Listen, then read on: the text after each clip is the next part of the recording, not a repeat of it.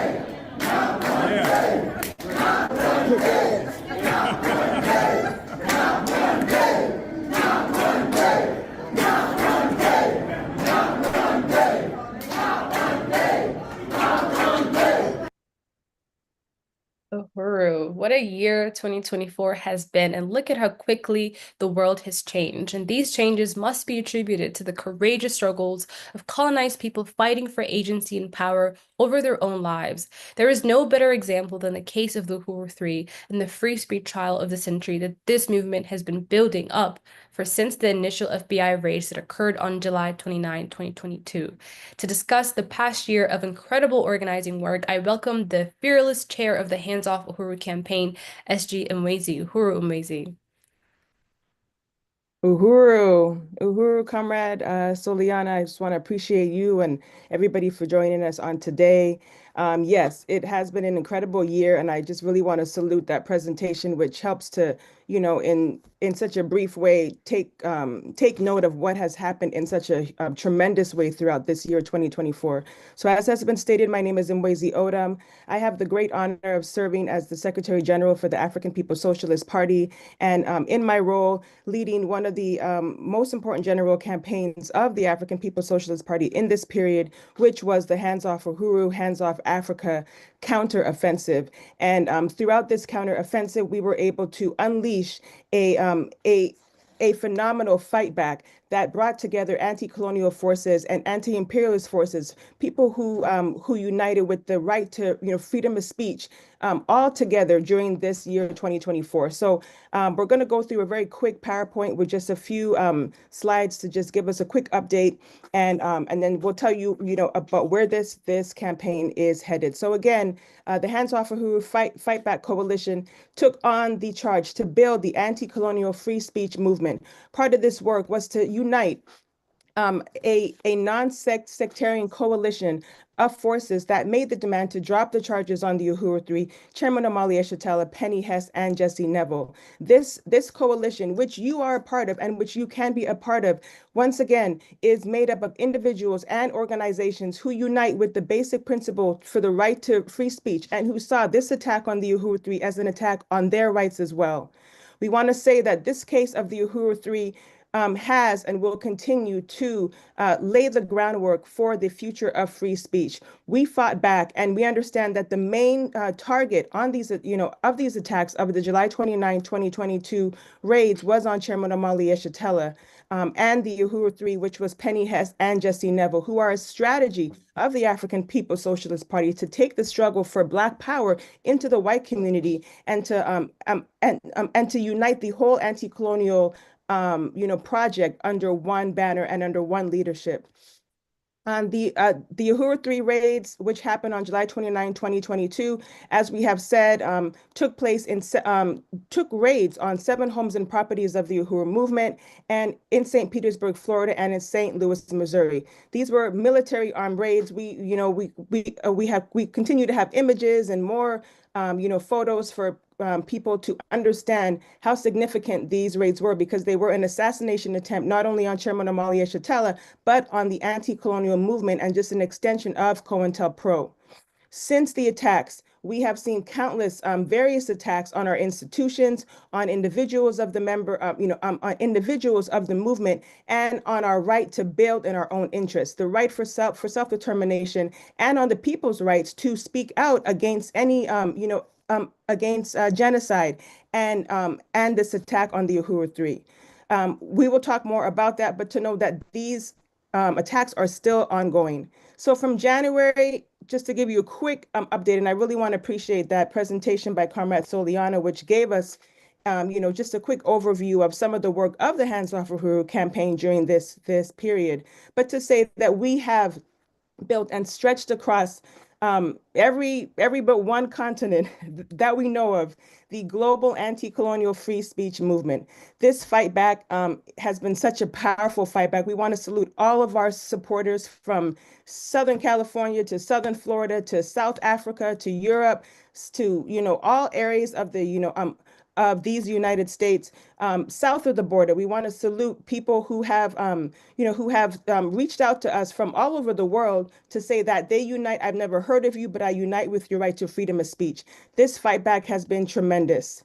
Again, During this period in early January of this year, we learned that, as has been said, the judge rejected our motion to dismiss and said you are going to trial. So we began and continue to deepen the importance of taking this fight back out onto a broad support that we received from various media platforms from across the world.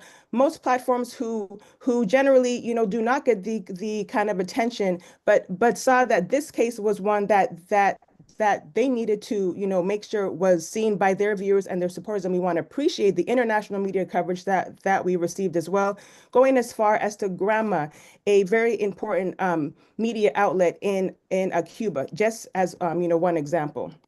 We called on everybody to make it out to the Uhuru 3 trial. This was a very powerful, powerful campaign to push everybody to pack the courthouse on September 3rd in Tampa, Florida. Part of what we saw was many people taking on the the charge to take this case into their communities, making sure that they too organize their base to get to the Uhuru 3 trial. We had countless webinars, tours, as has been stated, and a tremendous amount of support on the ground as well. We went to Cuba this year in May and April, rather, and were able to once again take the anti-colonial struggle for the right for African people to organize in their own interest, to join thousands of supporters for anti-colonial free speech, thousands of supporters for independence in Cuba. It was a powerful mobilization uniting workers, laborers, educators, and people all across the political spectrum as well. Our mobilizations have brought the Uhuru 3 all around the United States, from all corners rather, and have allowed us to bring together the young, the old, people who who united once again with the right for the Uhuru 3 and Chairman Omali Yeshitela and the African nation and all of humanity to see freedom in our lifetime.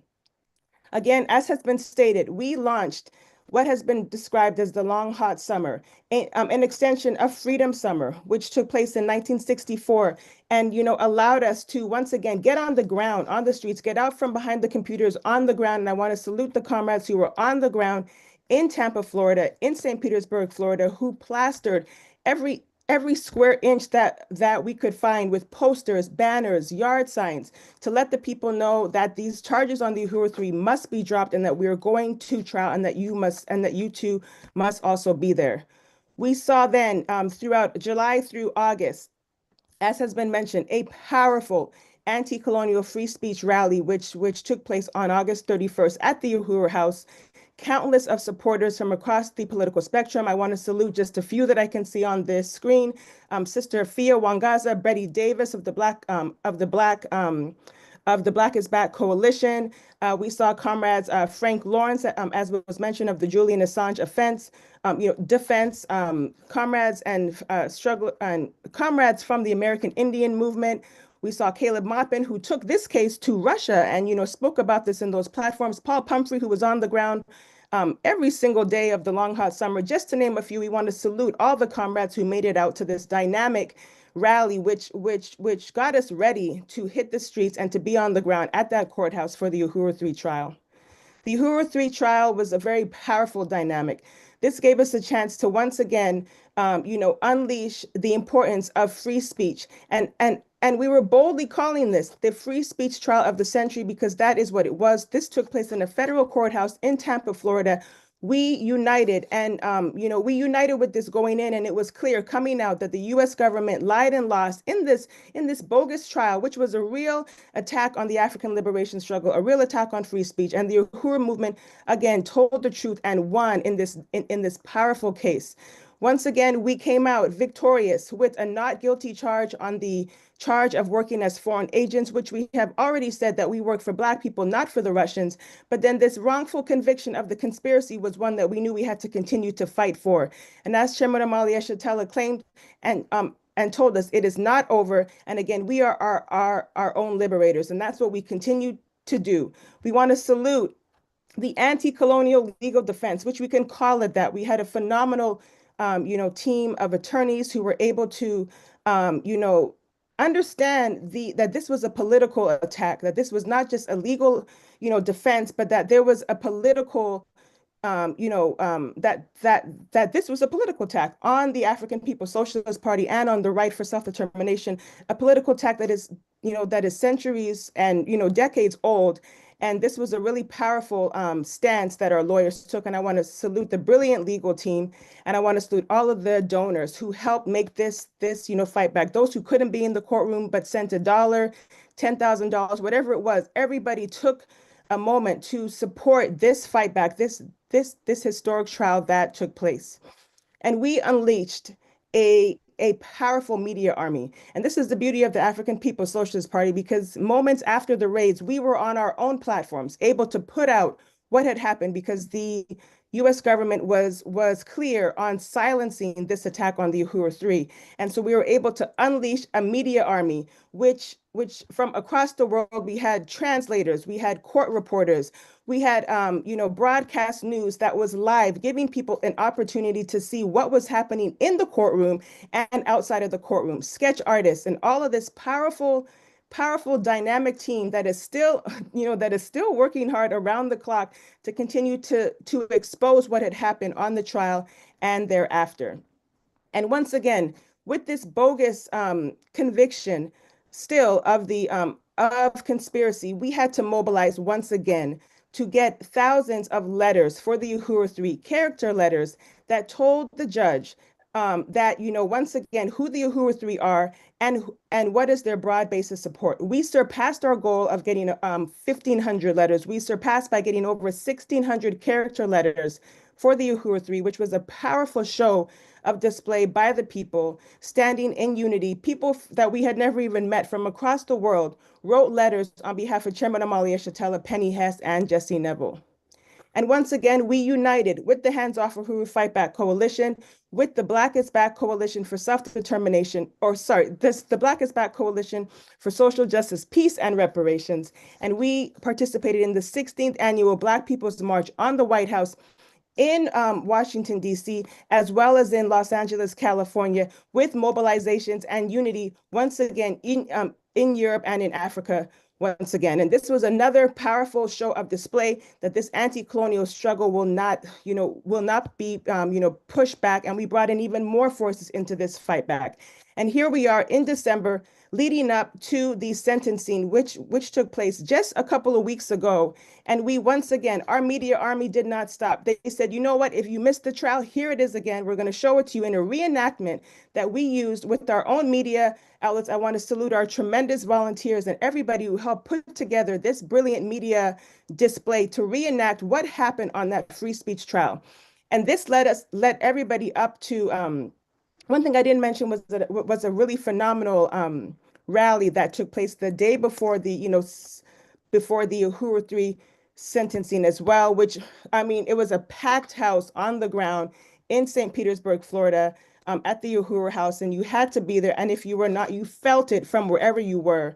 And this is what took us to the sentencing day, where our media army once again went live on our own platform to put out once again what is happening on the ground. And comrades, what we learned and what we knew was that as we came out of that, not one day, not one dime for the Uhuru 3. Chairman Omali Yeshitela, Penny Hess, Jesse Neville, and as you just saw in that video, not one day, these comrades were able to fight back against this attack on the Uhuru 3. I want to salute our tremendous legal team, our tremendous amount of supporters. This is just a snapshot of the press conference that took place right after the Uhuru 3 came out onto the steps of the courthouse. Hundreds of supporters packed the courtroom, packed the halls, and again, are clear that, as our attorneys have said, as we have said, it is not over, because the Uhuru 3 and the anti-colonial, fight back understands that this appeal, that this appeal on the conviction must continue, and that we have to completely overturn any stain that the Uhuru 3 and that the African People's Socialist Party are guilty of anything. And we want to continue as the fight back to take on all of the struggles that we united with building the struggle against anybody who is in solidarity with and and unite with the struggle of the Palestinian people who are fighting for their lives right now against the settler Israeli state. We want to salute and continue to deepen our support for the Leonard Peltier Ad Hoc Committee. We say not one more year, free Leonard Peltier. We will continue to shout until these comrades are free, free all political prisoners, free Mumia Abu Jamal.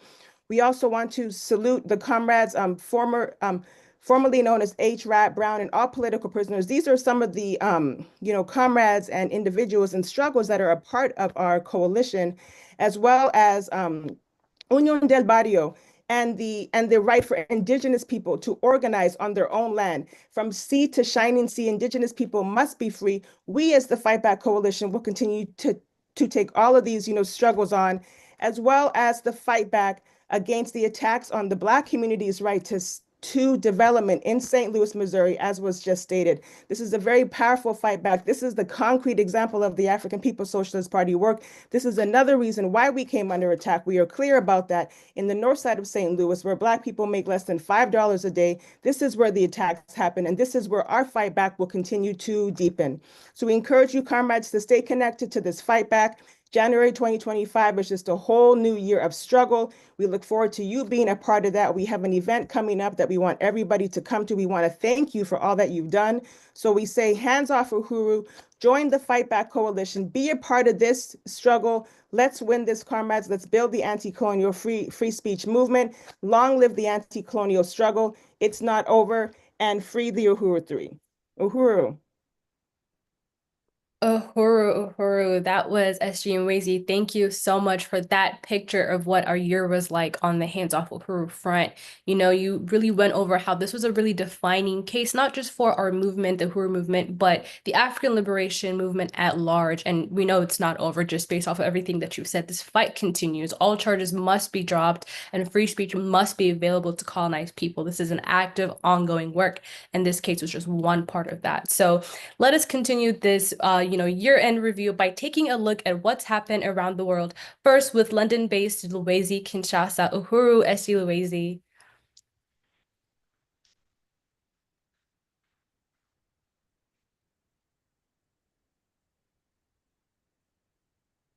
Welcome, Ms. Soliana. Thanks so much for having me in this great program. And I want to salute Chairman Omali Yeshitela for creating the Uhuru movement, the African People's Socialist Party, for making all these possibilities we are witnessing at the moment.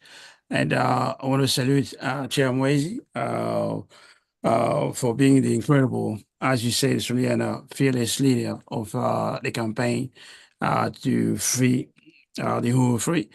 And I want to salute the APSP for being the direct organizer of this program. This is a unique program where the African working class can have its own worldview discussed around the world. And you can't see anything like this anywhere on the planet. So I just want to salute also everyone who is listening to this program. Please share this program, as we always say, share widely, so more people can have access to this program. Everyone now knows one of the new words of 2024 is a multipolar world. Wherever you go, particularly in Africa, people talking about that. So for most of people, it's a reality that you cannot stop. And the Western intellectuals, they also recognize that. I never seen in my life so many, so-called bourgeois intellectuals discussing the fate or the downfall or the end of the West dominance. Never seen that like this year. There are many, many programs, particularly in a place like France. Every day is being discussed how the US is finished, how the France is finished. People talking about the rise of China and the rise of Russia and things like that. So that's really is a part of the world of today, the multipolar world. That is material of reality. And this is contributing to the search for freedom we see around the world, Africa and other places. Yes, we're the next one. It's clear that the split between the colonizers and the colonized, or between the colonizing nation and the colonized nation, between the oppressor nation, the oppressed nation, is irreconcilable. And as I said, with with BRICS is just one example. I was in Venezuela. You can see that, when you compare to the propaganda and the reality on the ground. The U.S., talked about the end of regime of Nicolas Maduro, but on the ground, the support for the government of Maduro is overwhelming. But if you're outside, you listen to the propaganda, you think like the West, the United States can achieve its goal. They couldn't achieve it. And you can see definitely the dominance of the U.S. Is in terms of in historical time, in historical terms, people like of Venezuela, they can definitely say the U.S. cannot come back in Venezuela. So you can see that on the ground. You have the war in Sudan. It's not being talked about, but the reason I picked the war in Sudan, because you have, for example, the United Arab Emirates.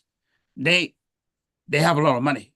In Europe, there are, every football team, every major events, in Europe, France, Italy, England, you have money from the UAE, but they can't send money to Palestine or to people in Lebanon, resisting the Israel genocide assault. But they fund the war in Sudan. And not only they fund the war in Sudan, but they also fund Egypt. But Egypt is an ally of the government, is a friend of the government in Sudan.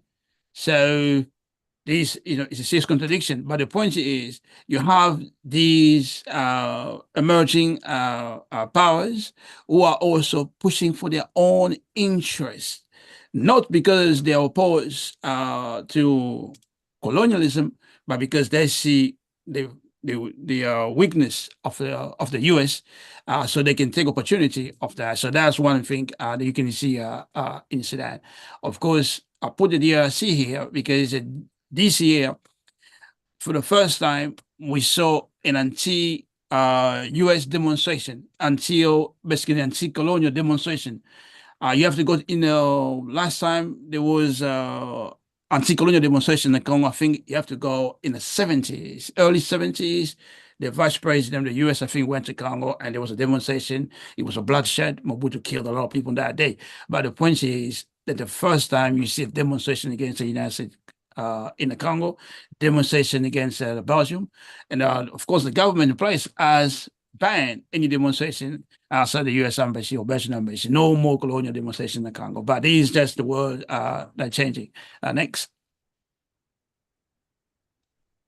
And most of the people now are familiar with what's going on in West Africa, with the rise of the state of Sahel in Burkina, Mali, in Niger, and they even these three states that signed a federation or a confederation treaty in July 24 to establish more expansive framework for defense and security cooperation.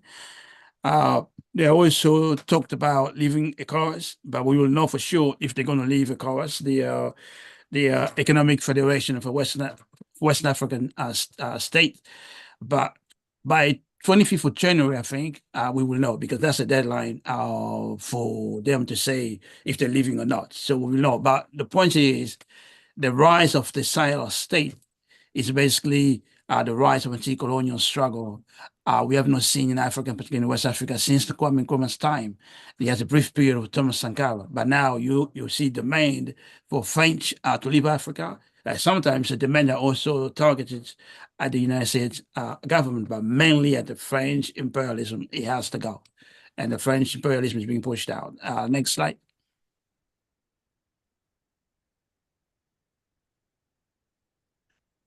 And there is another manifestation of the crisis, of the decline of the US-led colonial world. I remember there was a time where you remember the names of diplomats, the US diplomats, the French diplomats, and they had some prestige among the colonized, particularly the young student and things like that. But you have no diplomats in the Western world that can, inspire anybody in the colonial world. The originals there from Anthony Blinken. We don't even know who are the diplomats in England or in Germany. Obscure figures are basically the death of diplomacy, because what you see is a war as the only solution to save the colonial world, based on the colonial model productions, as the chairman had, innovated in terms of defining this world economy.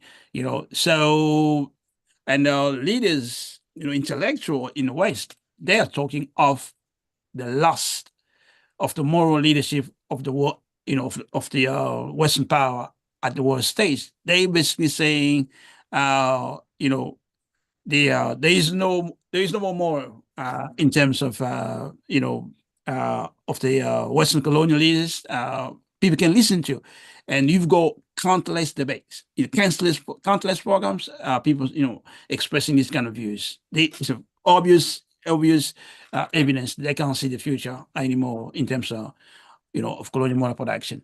And another point is that in terms of wars, I think the NATO countries, one by one, they're agreeing to what Trump say, you need to have your GDP at 2% of the military budget of NATO. France has already decided by 2030, the French military budget will double. Basically, it's a war budget, UK has increased significantly. I don't have the figures, but have increased its defense budget, and the discussion of a possibility of nuclear wars between NATO and Russia, or between NATO and China, or between Iran. These some of the points that has led the leaders of the intellectual in particular to talk about the collapse or loss of the moral leadership of the Western world. Yeah, next one, please. Of course, you can't talk about BRICS without talking of the de-dollarization of the US. The process is set, it's a growing demand for that. Everyone is talking about it. And, this in itself, is something we need to talk a lot about, just to make people understand how colonial model production works. It's just like between two countries, mainly in the BRICS country, like Russia and India, they're doing exchange. Not all exchange, but significant amount of exchange. No using dollars, which means no funding the US budget, no funding the US economy, which the whole world does. Every time you use dollar, you're funding the US economy. Every time you do a transaction in dollars, you're funding the US economy. So you see this a new trend, and it's going to increase basically, and this will definitely add pressure on the dollar being used as an international currency instead of using gold, for example. Next, please. And emergence for new powers at the expense of traditional colonial powers in Africa. Turkey is obvious, India is obvious, Emirates is obvious, Malaysia is not so obvious, but they are there. Russia is obvious, China. There are other countries are also moving to Africa, Brazil, having access to banks and things like that. But you begin to see not just the traditional, in fact, traditional colonial powers are being more or less, not always, like France being out of West Africa.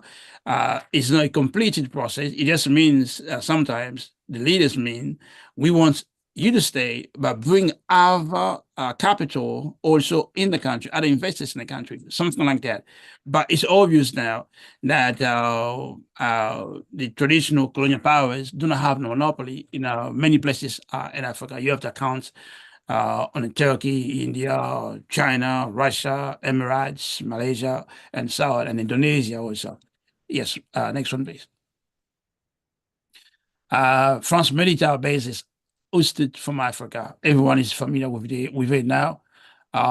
You have Mali, set the process by 17 February 2024 this year, that process has been completed. No more French military bases in Mali.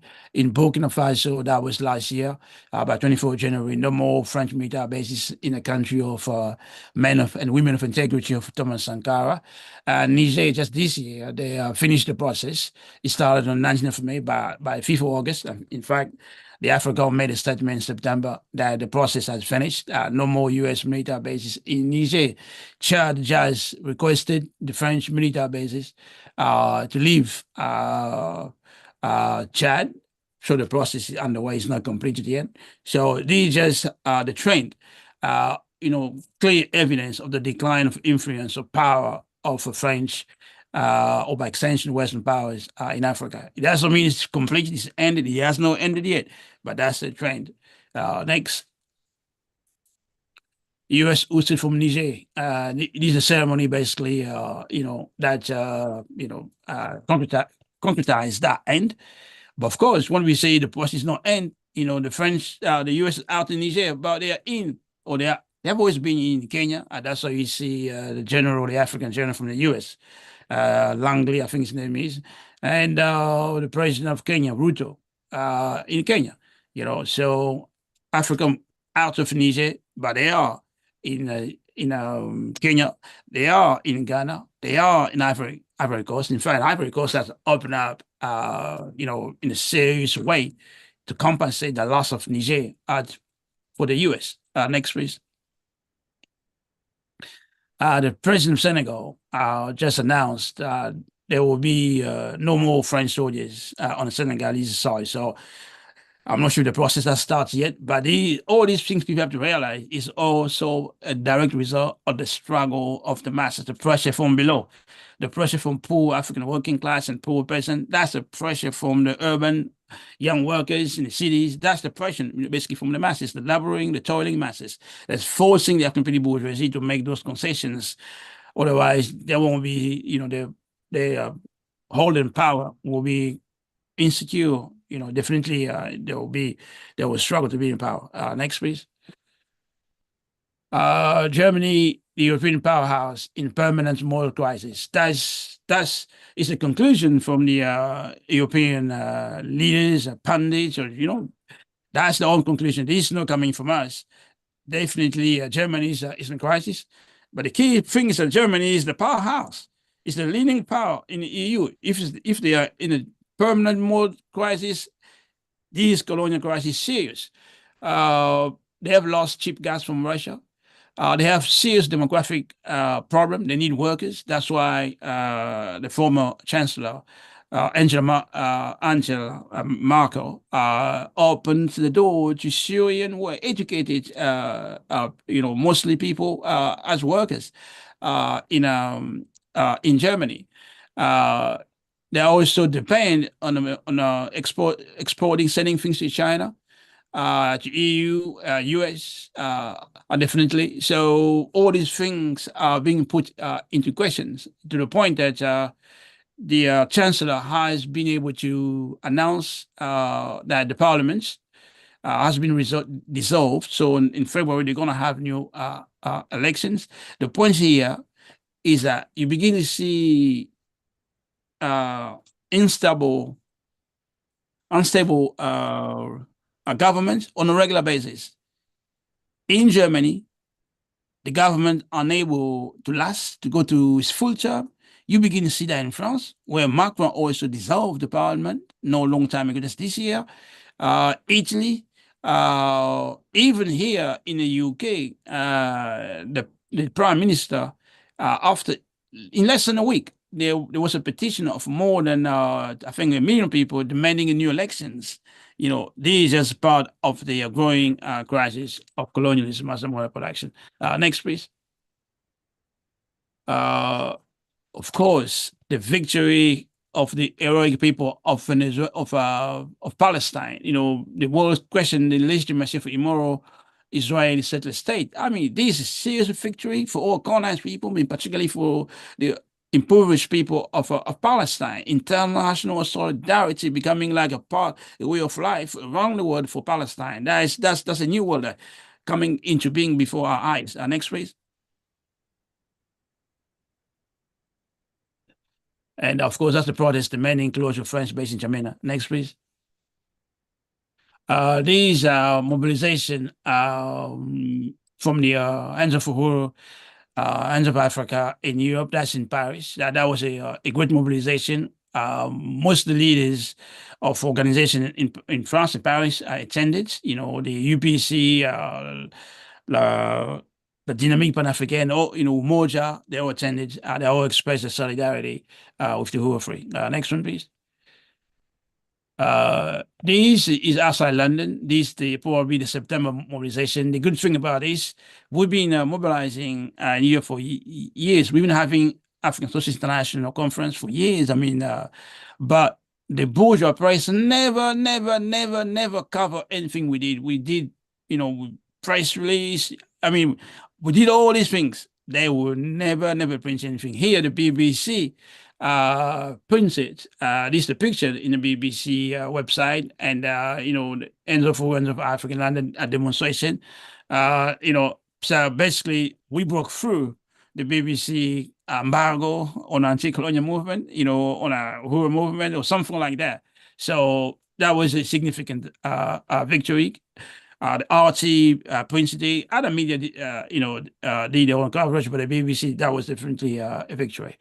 So I think that could be the last slide. So I just want to thank you everyone for watching these, and salute once again Ashipar for having this beautiful program. Really great program. Yes, sir. Uhuru Eshiluwezi, thank you so much for that really thorough overview. I really appreciate you just making note of, the various things that are happening around the world, and you sort of emphasizing, the rise of certain states that are not necessarily opposed to colonialism the way that we understand it in the colonial mode of production, but see opportunity in the decline of the West, and, how we as revolutionaries must be sort of cognizant of that as we continue the work and the struggle in the name of the African liberation movement. So thank you so much for that amazing overview. And of course, to get more world updates with an African internationalist perspective for Comrade Luwezi, you read Kinshasa International in the Burning Spear print and online edition. So as we continue our discussion on world events, we will move on with Director Tafari in South Africa. We believe that it's critical that we recognize the relationship between all that's happened throughout the world as part of one global economic system. So let's please welcome Director Tafari Mugeri. Uhuru, comrade. Uhuru, comrade Soliana.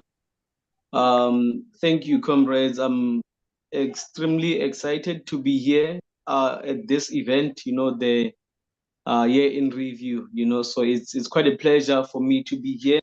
And I really want to salute the entire Uhuru movement under the leadership of Chairman Omali Yeshitela.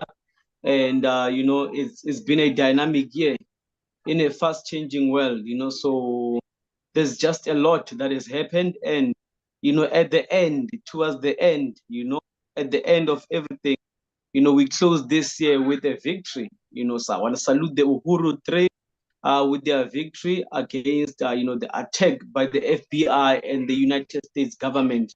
So long live the revolution. So it gives us, a great morale and confidence to say that, the future of Africa and African people is it's a future of victory, so we are quite confident about that. And everything we did, our contribution here on the African continent, we can see that, it actually,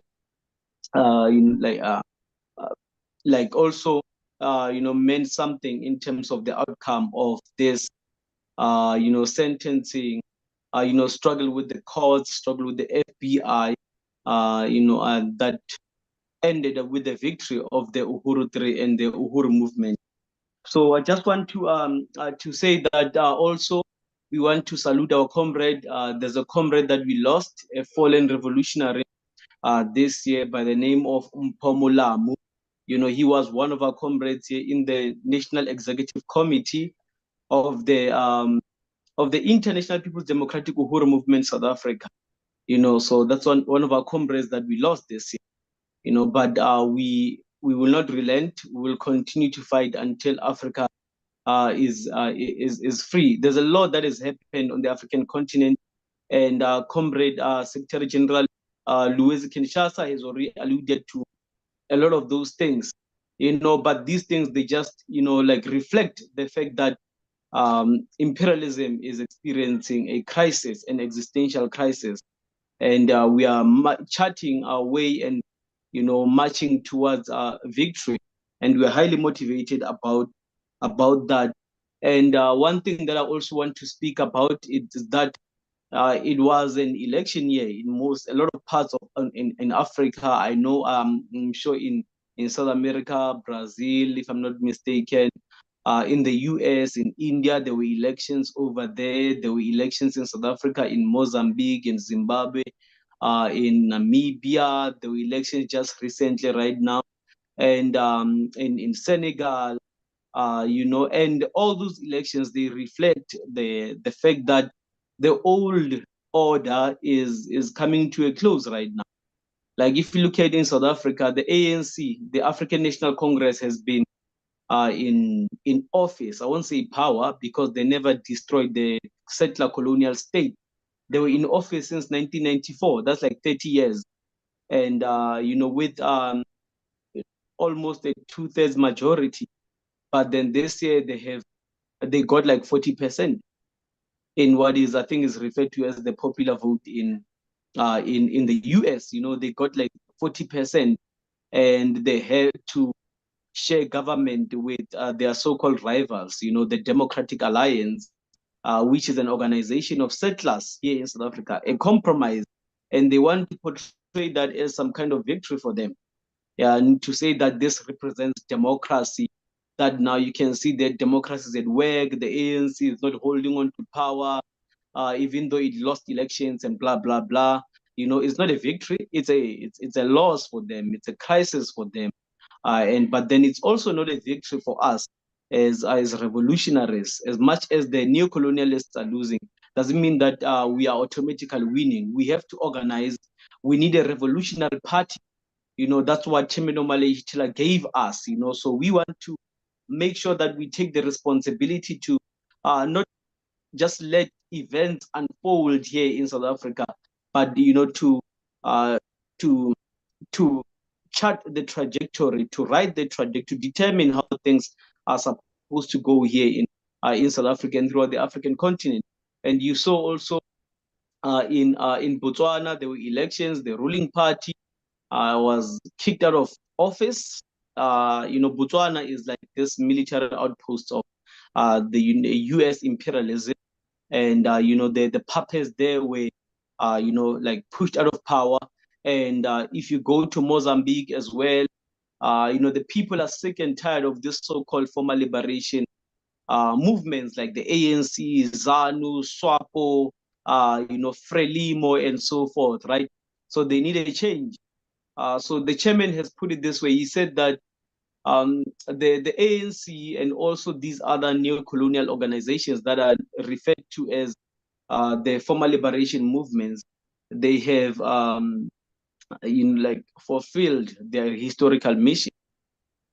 So they have lost their historical relevance as so-called revolutionary movements with the advent of neocolonialism. So they don't have relevance. That's why even today they have to use reproduce themselves in one way or another.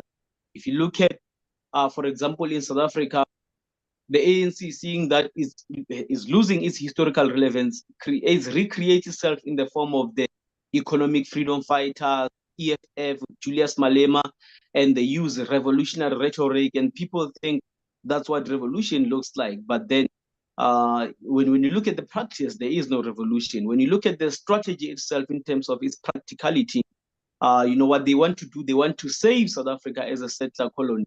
They don't want to destroy the settler colony. They also created a new party called the Umkhonto weSizwe, with the former president of the ANC, Jacob Zuma, as his leader. So wherever you go, it's neo-colonialists wanting to reproduce themselves. And there's protests in Mozambique. People are on the streets burning, like the streets, and demanding that they get like real democracy, while however that's supposed to look like in Mozambique. And you go to the Cabo Delgado in province in Mozambique, there's also these insurgents and so forth. So it's a question of the African working class. It's time for the African working class to organize itself right now. The crisis is there, it can be seen. But then what's missing is the revolutionary party, the African People's Socialist Party all over the continent. And we have started with that process. We've been in that process. In Namibia, we have the organization in Namibia. We are there in Zambia. We have the organization in Zambia, in Southern Africa, and prospects in Swaziland. I should mention the names: Visto in Namibia, Comrade Chiwisha, and Comrade Philip in Zambia, Comrade Zwane Mangete in Swaziland. Also, if you go to West Africa, in Benin, we have Comrade Olaiten over there, and we also have comrades in Sierra Leone, the chair of the West Africa Front, Molai Conte, with Comrade Preacherman over there, and Comrade Fenty, Comrade Phillips, and all the other revolutionaries that are out there. In Liberia, we have Comrade Ware, and all the comrades in Liberia. So all over the continent, we are organizing the African People's Socialist Party, the International People's Democratic Uhuru movement. So some of our achievements this year, we built and we have acquired an office in South Africa, in Mpumalanga, Msogwaba. I want to salute Comrade Zakele Mkonza for leading that process. We also acquired an office in Sierra Leone. So we should have offices all over the continent, wherever we have branches of INPIDA or the African People's Socialist Party. We're gonna have offices as part of the regional strategy of Chairman Omali Yeshitela. Most of the things, almost everything that is unfolding right now, has been laid out in terms of the political reports by Chairman Omali Yeshitela. You go and read The Uneasy Equilibrium. It's a book. You can go and purchase it by Chairman Omali Yeshitela. You can go and read Vanguard. Is there, and you can purchase it on the Benin Sphere online. So the strategy is there. That's why we're able to be victorious in terms of this, case against the FBI. We are victorious because we applied the regional strategy, organization. Without organization, Africa cannot be free. If we don't have organization, Africa cannot be free. So right now, I want to say that in Africa, as the director of organization, working with, yes, I'm about to sum up right now, as the director of organization, working with all the leaders in Africa under the leadership of Chairman Omali Yeshitela and the International Executive Committee, S.G. Luwezi, Deputy Chair Zine Yeshitela, and all the revolutionary leaders within the Uhuru movement. We are writing our plans of action. We want to make sure that everything that we have determined that must be achieved is going to happen. The Africa Fund, you can join the African Socialist Party, join the Uhuru movement in Africa until victory is won. Uhuru. Uhuru, thank you so much, Comrade Tafari. That was a really thorough overview of the developments happening in the continent. I really appreciate you emphasizing the role that neocolonialism, actively plays while utilizing, deceptive revolutionary rhetoric. And like you said, the future of African people is the future of victory. So that's a slogan that I'm sure we're going to use in the future. So thank you so much, Comrade. And comrades, you can read more analysis from Comrade Tafari on the Burning Spears Africa column on the print and online edition. So, definitely stay in touch with that. So Uhuru, Comrade Tafari, thank you so much. So our final two panelists, comrades, are none other than two of the Uhuru three comrades who embody solidarity with African liberation. When looking at how much the world has changed and the direction we are headed, we can also measure the changes by examining the colonizer population. In 1976, Chairman Omali Yeshitela unleashed the brilliant strategy of white solidarity with Black power with our African People's Solidarity Committee onto the world, bringing the African Revolution into the belly of the beast. We see the impact of the philosophy of African internationalism among the colonizer population when we look at comrades like Penny Hess and Jesse Neville. So Uhuru, comrades Penny and Jesse, and welcome to the program. Uhuru.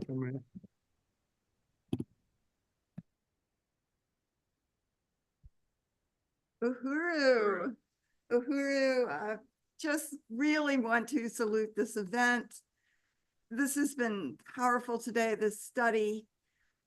Really amazing. It's really exciting to see the work of the African People's Socialist Party all around the world, throughout Africa, in Europe, and throughout the US. And I am very honored to be able to be here today.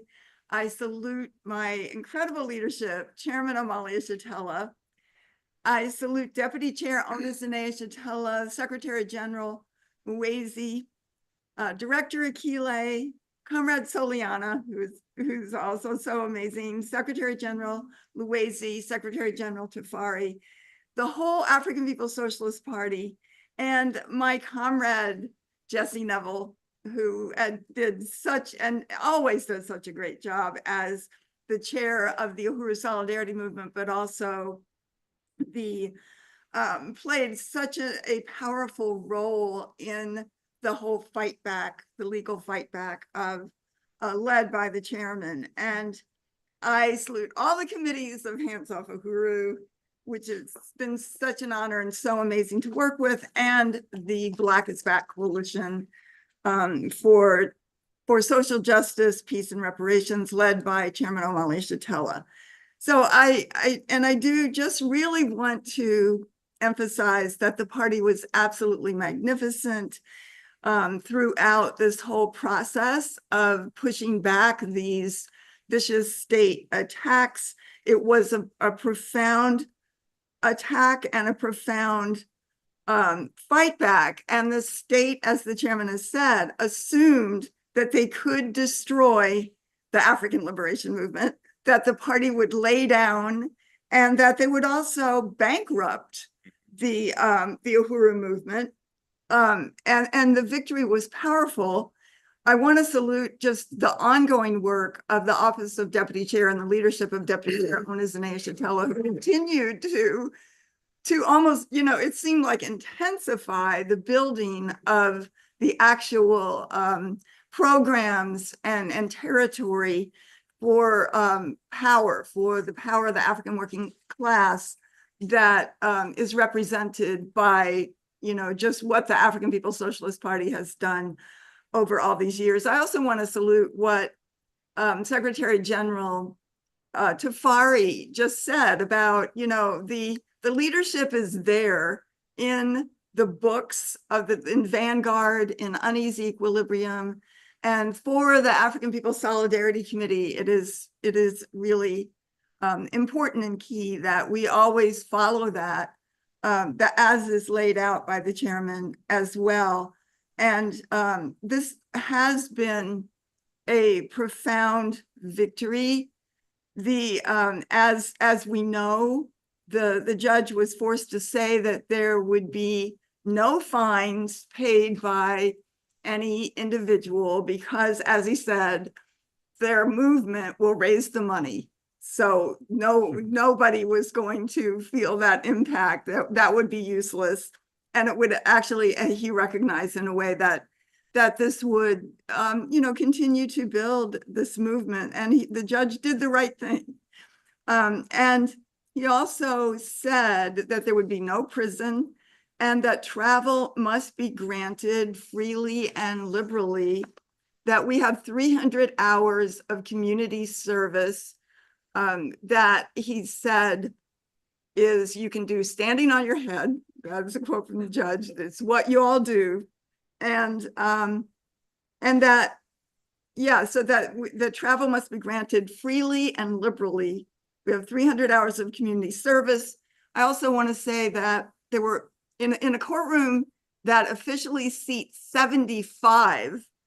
Somebody who counted said there were 80 people in the courtroom. So people were like really pushed together on those benches, as well as at least 50 people were outside in the hallway. So, just at least 130 people, not counting who just came, how many people just came to the trial a month before and now came again, and some people for the first time, at least 130 people physically stood with the Chairman Omali Yeshitela, and the African People's Socialist Party on the day of the sentencing and the day before at the rally. It was very moving, very powerful. And that this, as we know, the struggle is not over. There will be an appeal being made, and that we will talk about that more in the upcoming period of what that would be. And of course, we'll have to have a financial appeal for our appeal. And that on Saturday, January 11th, there will be a Hands Off Uhuru Thank You event. I thought S.G. Mwezi's presentation was really powerful, and it showed, just a little bit of what it's going to be in the thank you, and all the different forces who now have been able to come around under the leadership of the African Revolution and the redefinition that the chairman created for what is progressive, what is the left, and breaking down the white left's definition of what is right and what is left, and that that the whole question is, where do you stand in relationship to the leadership of the African Revolution? And that has been broadened beyond belief through the leadership of the chairman. I do want to just say the legal team, this was a political trial, that just the work that Comrade Jesse has done, and Ndio Chimurenga, who have been in that aspect, and the leadership of the chairman to create this political trial for the 21st century, for this period, not for the 60s, not for something previously, but really setting the whole political question here. And the question of white solidarity has also been opened up. I just want to say quickly that, as has been said by by others, that we are in a deepening crisis of imperialism, and in which the colonial mode of production is profoundly being challenged. And as we see, in this whole context, that this attack on the African liberation movement has taken place, it is also a time when in Gaza over 45,000 people have been murdered by US-backed, sending at least $300 billion to the settler colonial Israeli government.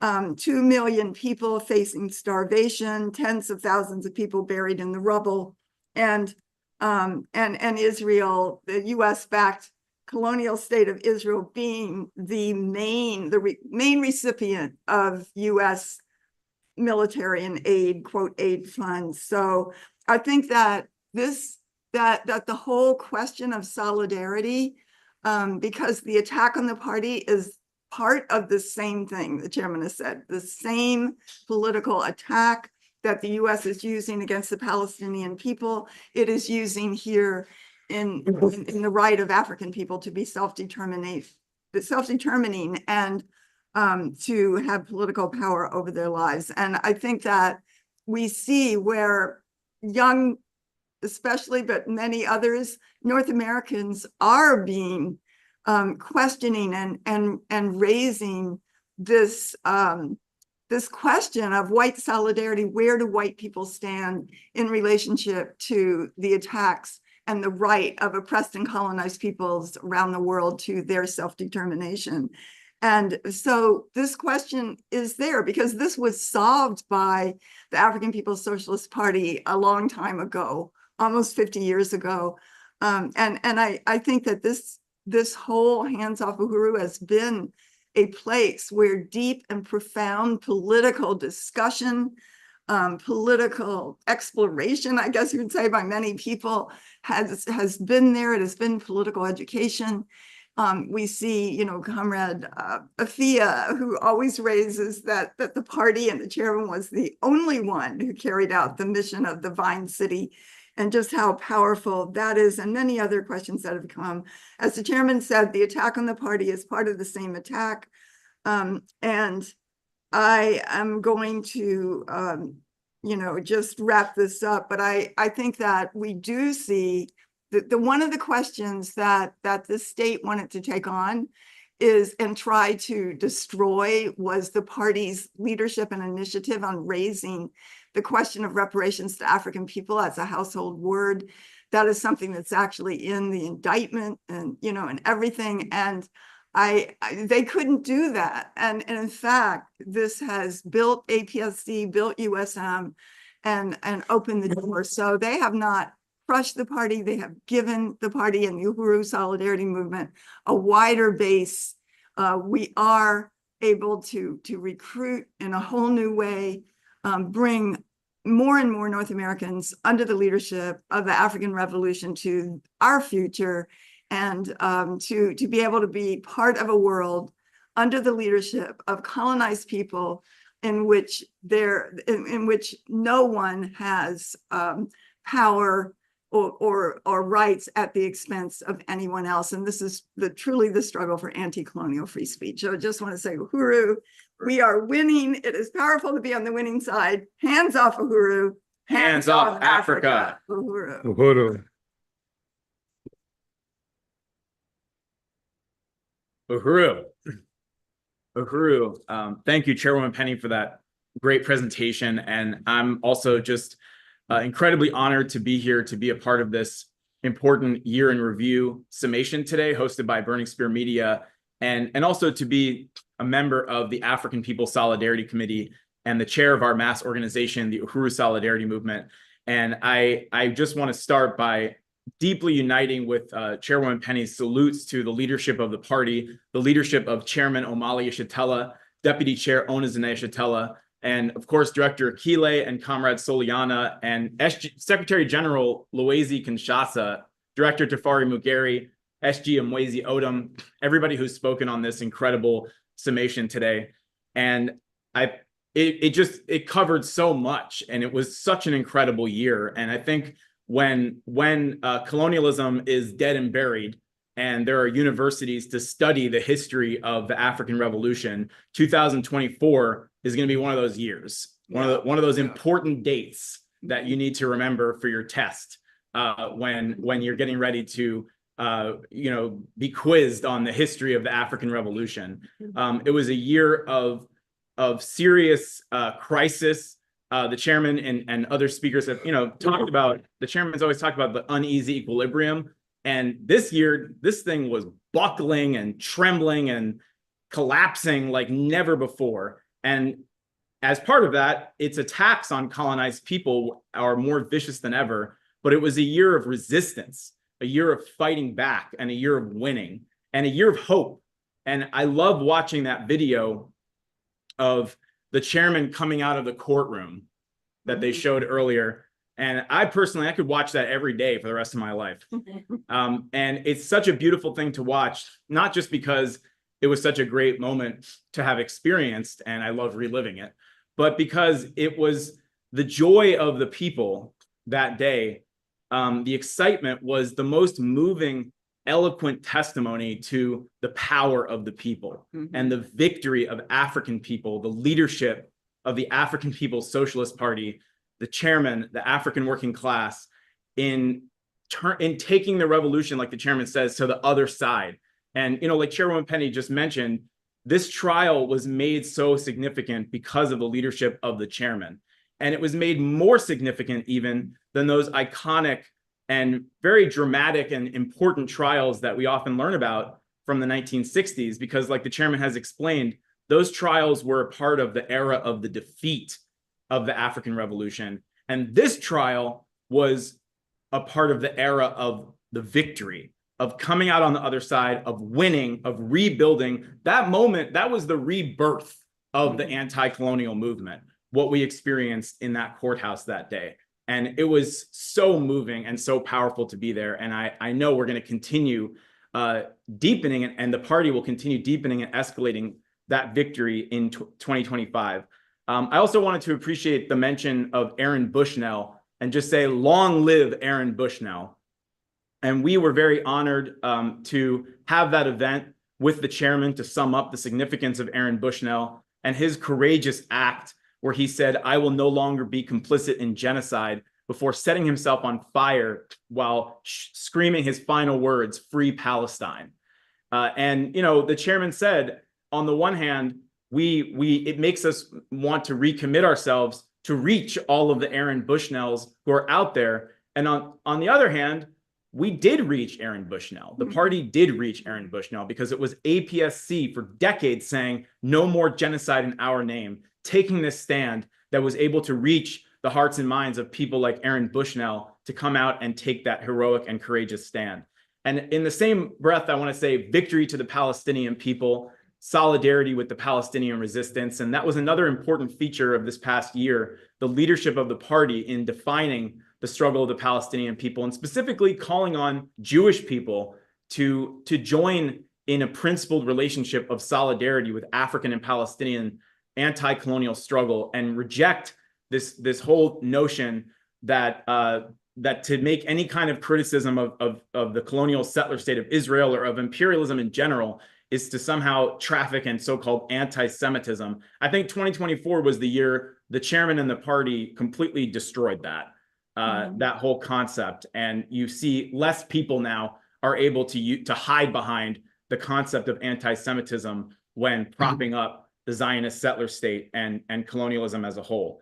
So finally, I just want to say that this whole struggle of the Uhuru 3, and I'm very honored and proud to be Uhuru 3 number 3 with Chairman Omali Yeshitela and Chairwoman Penny Hess, and just looking at we recently at an event at the Solidarity Center, we read from Marcus Garvey's letter in 1925 when he was jailed for, on bogus charges of so-called mail fraud.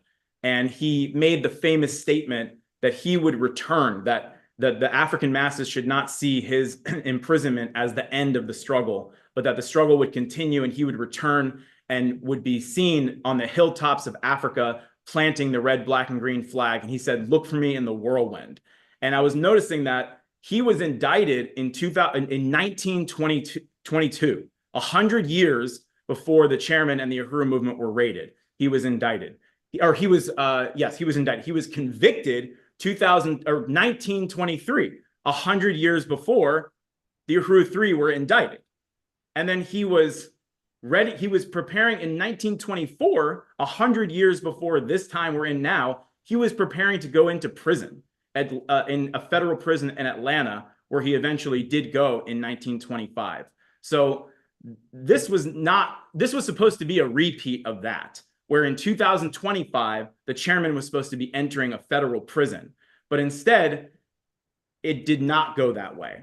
And the whirlwind was in full effect in Tampa, Florida, when the chairman came out of that courthouse. That was a vindication of Marcus Garvey. The chairman sings that song, "Marcus Garvey, you did not die in vain." And that is what was made clear. That is what was expressed and made real on that day when the African Revolution stepped out of that courthouse victorious, and the prosecutors, the colonial state, had to hang their heads in shame walking through this mass of people to get to their cars, to cry probably after having been dealt this humiliating defeat. So it was an incredible thing to be a part of. Again, it was the greatest testimony to the leadership, the relentlessness, the courage of the chairman and the African People's Socialist Party. And as Chairwoman Penny and others have said, it's not over. The struggle is going to continue.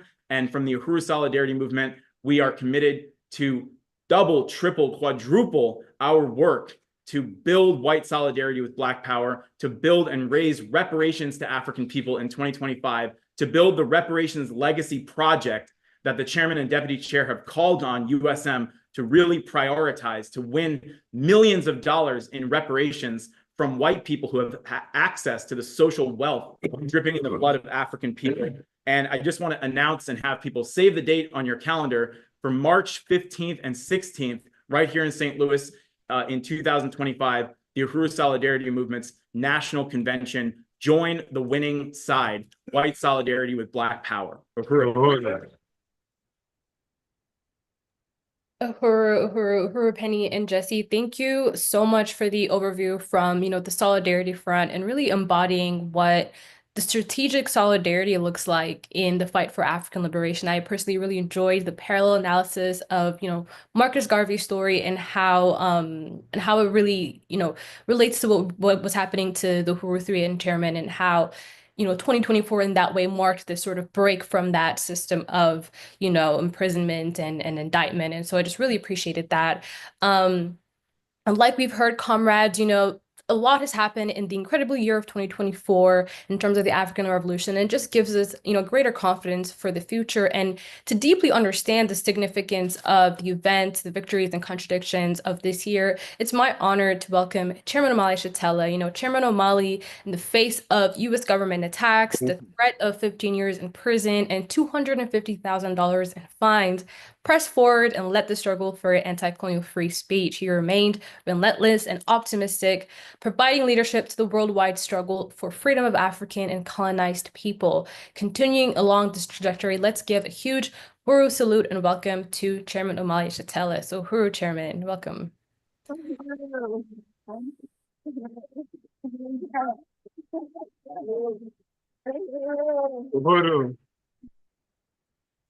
Uhuru, Carmen Soliana, and to everybody who is participating in this discussion on today.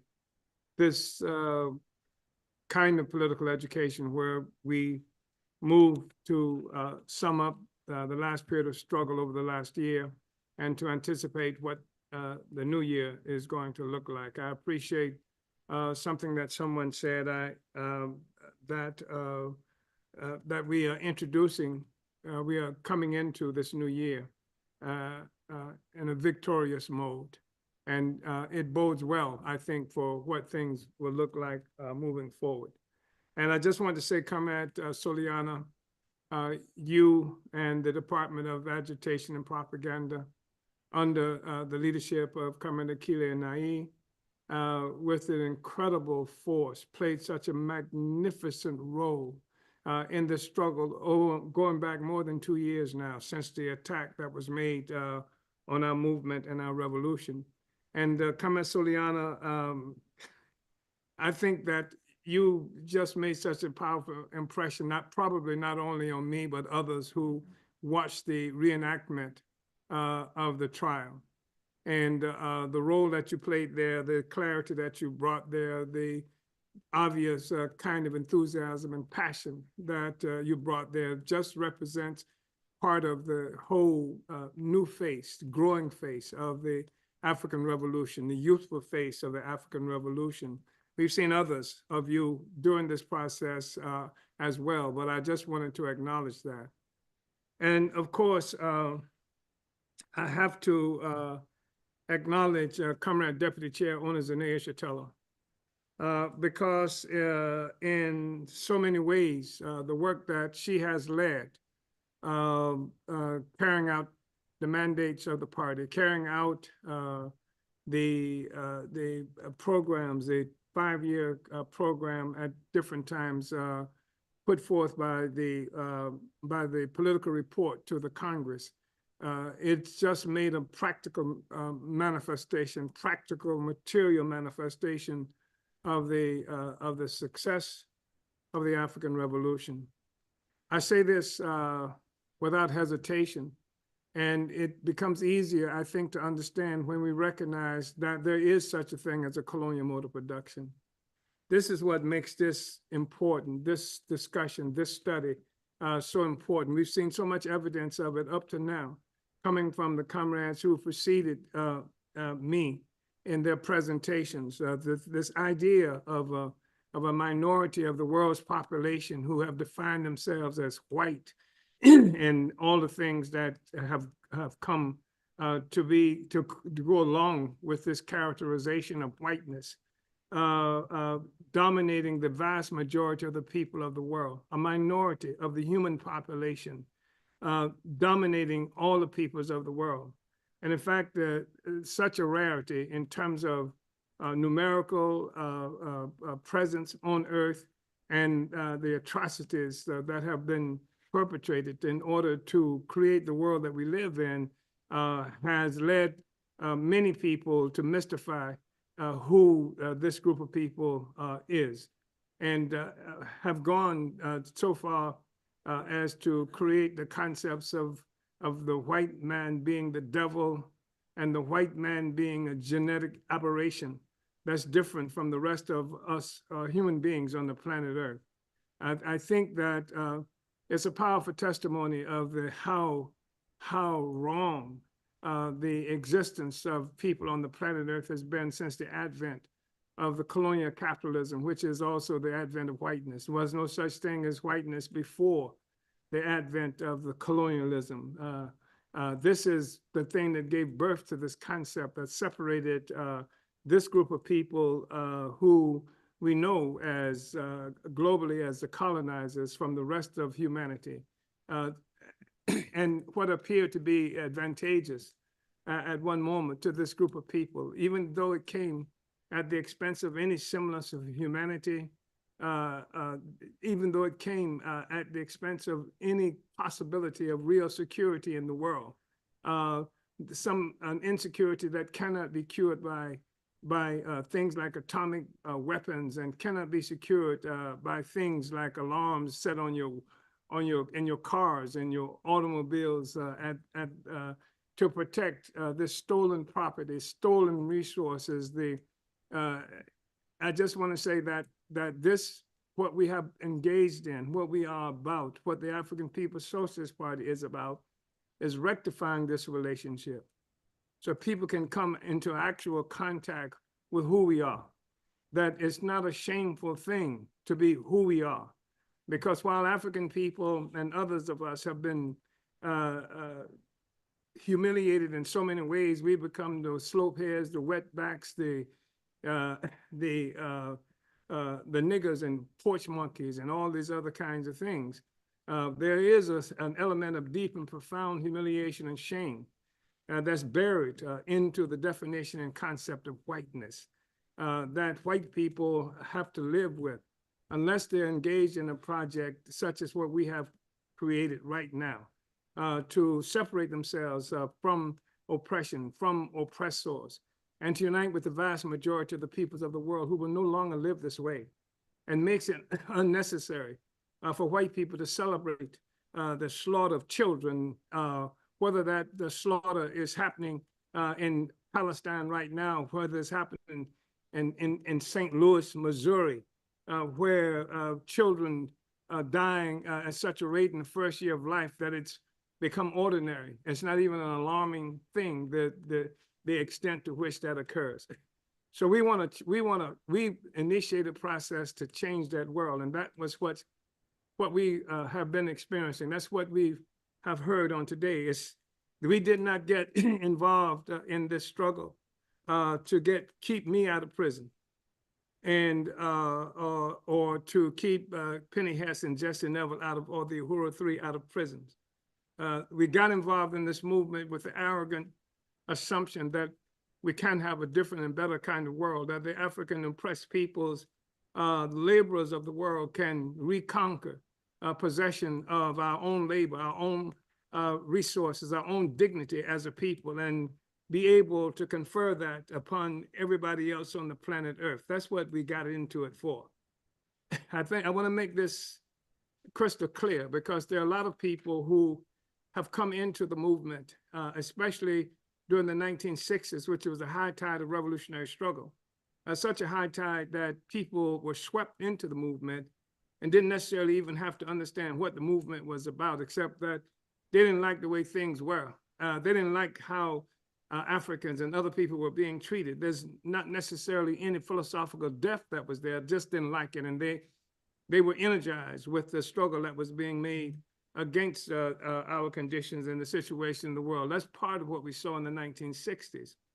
But what the African People's Socialist Party did was to take it beyond that, was to discover that there's a material basis for the relationships. That's not based on evil spirits or gods or religions or anything like that, but how human beings collectively, socially, all around the world, how every human society revolves around the struggle of the people to create and recreate life. Without life, there is no religion. There is no DNA to compare.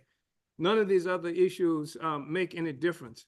And we've come into existence into a world where a minority, a handful of people on the earth have come to secure the process of life creation and reproduction at the expense of everybody else. And there's a material basis for that even, that I'm not going to try to go into it now, but people can, you know, some people made headways in investigating that, like Sheikh Anta Diop out of Senegal, who wrote extensively around this question. There's a material basis for it. It's not religiously based. It is not based on DNA. It is not based on some abstract concepts of good and evil, etc. It's based on how human beings engage in the production and reproduction of life. And at different times in different places, it has been possible for human beings to engage in the production of human life, which occurs in nature. And in different places of the world, nature was kind. And it made it possible for people to be able to produce life, and more easily, I should say. And in the process of doing that, not be strapped with an ongoing need to conquer, to crush, to steal, to engage in dog eat dog, every man for himself kind of process that comes with a certain element of scarcity, sometimes imposed on people by nature itself. And so we see where that is not something that's absolutely necessary. People were able to develop differently and to develop humanity and to become poets and drummers and dancers and just have a different relationship to nature and to each other, the different kinds of assumptions that people can have that is not possible if every aspect of life is one with the backs up against the wall, concerned about your neighbors coming to take the crumbs that you have, and concerned about even trying to live in a situation where or you follow the seasons to get food, as opposed to having domesticated capacity for food development and growth and this kind of thing. So I just wanted to say that there's a material basis for it, and we've recognized this for a while. And because we are materialists and became materialists, we also came to understand that again, white people are not as mysterious as some of us have assumed them to be, based on simply the behavior. That the behavior itself has a material basis. It's not imposed through genetics or gods or things like that. So I know that was a long kind of opening up of what I wanted to say. But I think that that this has been an incredible period this last year. And much of the last year that we've been involved in, of course, it owes its origin to the history of the development of the African People's Socialist Party. And the African People's Socialist Party has been an extraordinary project. It has changed the world. And I say this without bombast, or I say this without being braggadocio. All you got to do is go back and recognize that the African People's Socialist Party, formally coming into existence in 1972, but having its origin in the struggle of the 1960s, and its immediate origin in the struggles of 1960s, when the oppression and exploitation of African people were attempting to achieve self-definition, and where the struggle was articulated at this moment in history as fighting for rights and civil rights and things like this. Of course, even the struggle for civil rights that occurred was a defensive posture that had been imposed on a movement because it was a step back, because Garvey was not fighting for civil rights, even though that was not the strategic trajectory. Even though you fight for civil rights, if you don't have democracy, you fight for democracy. That's absolutely necessary. But Garvey wanted the democracy to do what? To be able to build independently, to be able to achieve the unification and liberation of Africa and all African people on the planet Earth, not just in one place, but everywhere. Africa for Africans at home and abroad. This is what Garvey fought for. and a combination of force of traitors and the efforts of the United States and all the colonial powers ganged up on the movement that had been created by Garvey, as it has already been said, created a situation similar to what they did to us, and jailed Garvey. And they jailed Garvey for what they characterized as the crime of using the mail to defraud. And using the mail to defraud was what Garvey was accused of doing when he was winning stocks, people, Africans, to purchase stock in the Black Star Lines, to build an incredible shipping line owned by African people that would engage in trade and movement by Africans throughout the world. And so they came up after, and this is, I hate even having to go this far, but to say that the evidence of them doing this, Garvey intentionally, is there. You can find the records. You can find how FBI agents were saying that we can't find anything wrong with this guy. We can't find a reason to deport him, to get him, kick him out of the country, anything. He hasn't broken any laws. So this is what they said. And they said, well, keep trying, come up with something.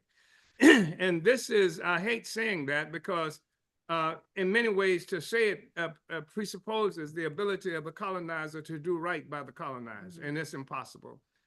Colonialism and the colonizers make the laws, all the laws governing shipping lines, possession, ownership, and what have you.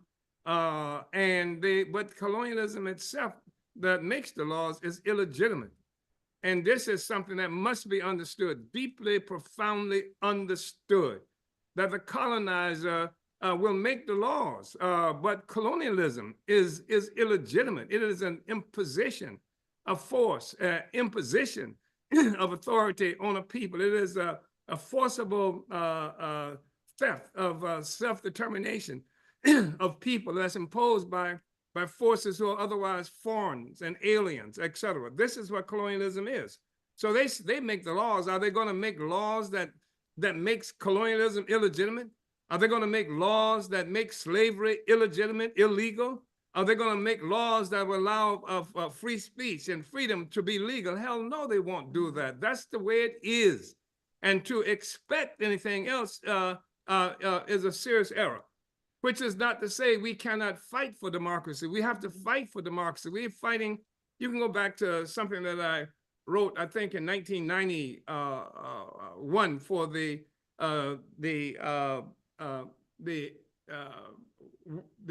building of the international, what was then characterized as the National People's Democratic Uhuru movement. So we're going to fight for democracy, but we're also going to fight to redefine what democracy is. We do not accept the definitions of democracy that has been imposed on us by colonizers. And that's been part of our work.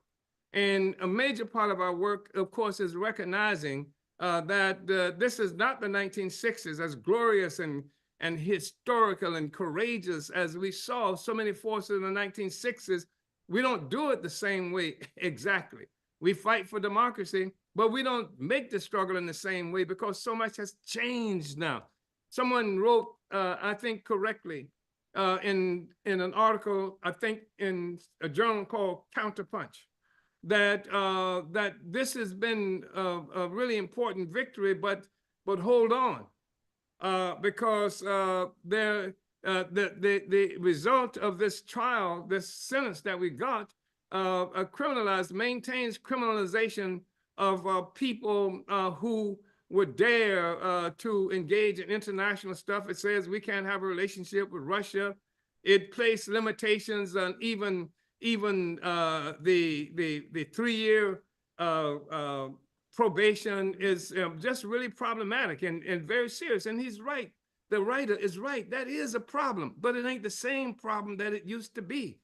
And one reason it's not the same problem as used to be is because we built a movement now, an extraordinary movement that was not just about fighting for democracy as it's currently understood, as it has been understood up to now, but even redefining what democracy is in the terms of the colonized people, anti-colonial free speech, and bringing hundreds of different organizations and groups and people into a single process, uniting for the first time, perhaps ever, a massive movement in the same organizational, ideological process to win freedom. So that this struggle for free speech, this struggle for First Amendment rights, this struggle for Bill of Rights starts by saying that the Bill of Rights and the question of First Amendment free speech rights were not written for the colonized.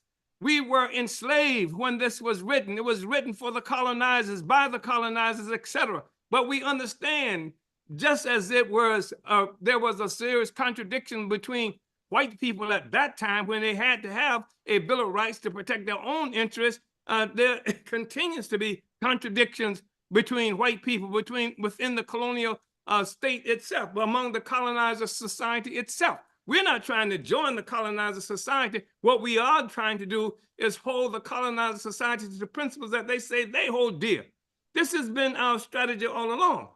So we don't believe that the system can tolerate democracy. It cannot live with democracy if it's applied across the board, if it's applied to Mexicans, if it's applied to Africans and indigenous population over here. It cannot live with that.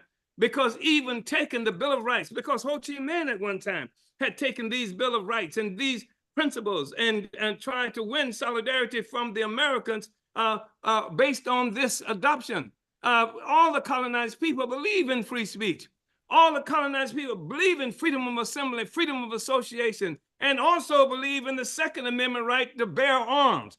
These are rights that they've secured and said these are just our rights. They didn't say that, but that's obviously what was the case. At one point they did say it, but that's been the case. And so now to build a movement of colonized peoples from throughout this country and alerting the peoples of the world to a connection to this, to build a movement of colonized peoples demanding what is characterized as the Bill of Rights and free speech and things like that. That's different.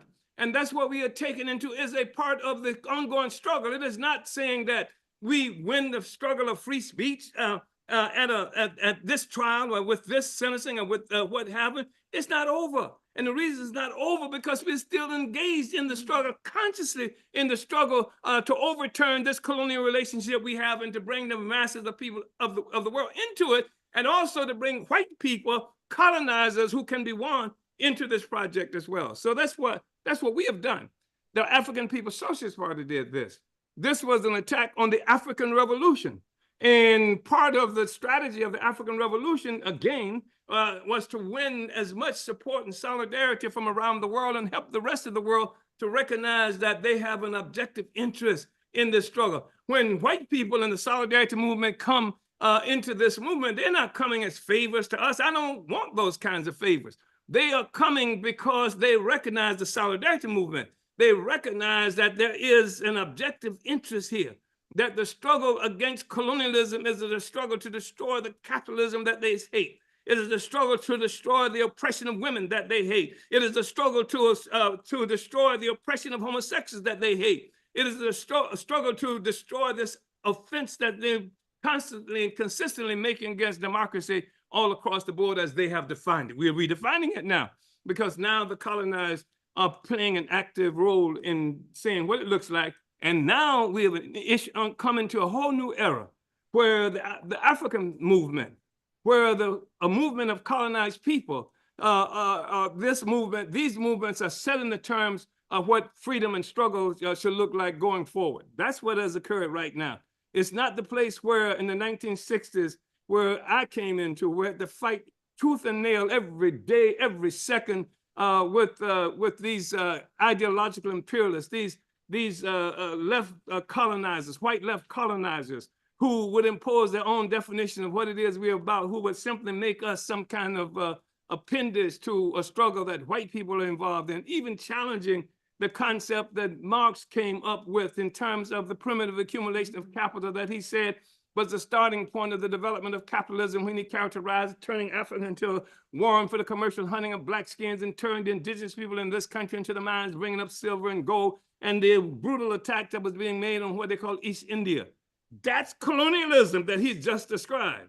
And so we are not, but he didn't describe it as colonialism, because to characterize colonialism, what to characterize as something that has this historical significance to those of us who are being interred into the mines, who are being the ones who are victims of Africa being turned into a warren for the commercial of hunting of black skins. But as it is, primitive accumulation is a story that's being told about the development of white people, white America, capitalism that came at our expense. I don't know if I'm understood there or not. Yes. You know, and I think it's really important for us to say, this is what the African People's Socialist Party has done. This is what we are doing. And this is the thing that makes the difference that some people have not quite got yet. One of the things that makes Comrade Afia Mwangaza and some of these heroic people who were members of the Student Nonviolent Coordinating Committee, who helped to work on the Atlanta Project, who wrote the Atlanta document, the document from the Atlanta Project that was the precursor to the Black Power position that SNCC came up with, because we've said all along that the Student Nonviolent Coordinating Committee, and this is history, we said that we are part of a continuum. History doesn't just start one day and end, and then start another day someplace and ends. It's part of a single continuum. That's what dialecticians understand, that we're all connected in the same project of coming into being, going out of existence in connection with all other phenomena around the world. And so here's what we have. With the Student Nonviolent Coordinating Committee, with the Atlanta Project, these comrades got together because they began to see there was something, serious problematic about how this incredible group of young people, Student Nonviolent Coordinating Committee, who were referred to often as the saints, and some literally in some of the stuff that was written even by the liberal bourgeoisie, because SNCC was different. SNCC, unlike the Southern Christian Leadership Conference, and unlike the NAACP, forces who wouldn't go into some places sometimes because they were too dangerous, or who, when they did go into those places, often went there just to make speeches, raise money, and then get the hell out of town. SNCC lived with the people.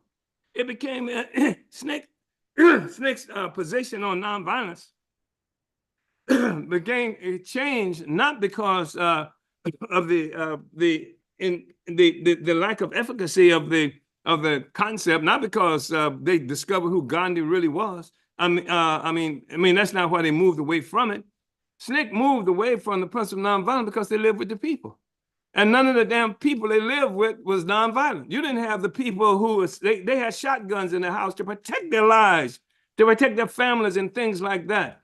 Even though the civil rights movement had a process of training people how to be nonviolent, training people how to get kicked, training people how to get spat upon, as if we needed practice on that. This was happening on a regular basis, but this was the condition for participating in the civil rights movement. SNCC went beyond that, said no, it lived with the people, and it came to different conclusions. And SNCC was that bridge between the anti-racist civil rights movement and the anti-colonial Black Power movement. And when you talk about power, you're talking about a struggle against colonialism.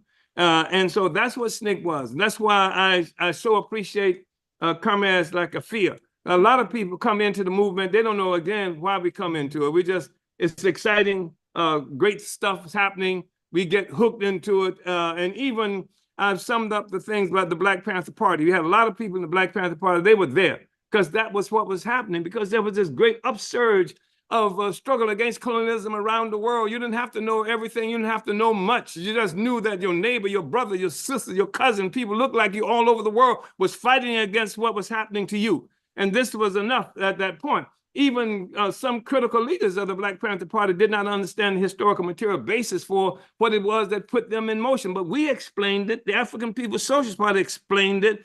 And we were able to discover the material basis for why everything, even the material basis for the nonviolent struggle that we were talking about, that we went through, and why it moved from that nonviolent posture. And again, as I said, SNCC moved from nonviolence precisely because it moved with the people and because it lived with the people. It was not somebody who visited oppression on some occasions and then once got our fill of it, came up, left, and then were able to move and live another way. So I just want to say that there is a presumption of democratic rights that complicates some things for our oppressor right now. And this was the democratic rights that we fought for in a very serious way. And people were killed in the process of doing that. They passed certain kinds of legislation that allegedly conferred democracy and democratic rights on African people and through extension on all peoples everywhere. We have recognized this, even though we recognize colonialism and what it means. We understand that nothing that we've gone through, that the whole thing that's been defined as slavery, what we're talking about slavery, we're talking about the theft of the right for self-determination by African people. That did not end with the end of slavery. We still did not have the right to self-determination. We didn't have the right to self-determination when it was called Jim Crow. We didn't have the right to self-determination when it was called integration. We didn't have the right to self-determination even when you could vote for the white person you liked the best. The fact is, we still without the right for self-determination. Self-determination is not just an abstract concept.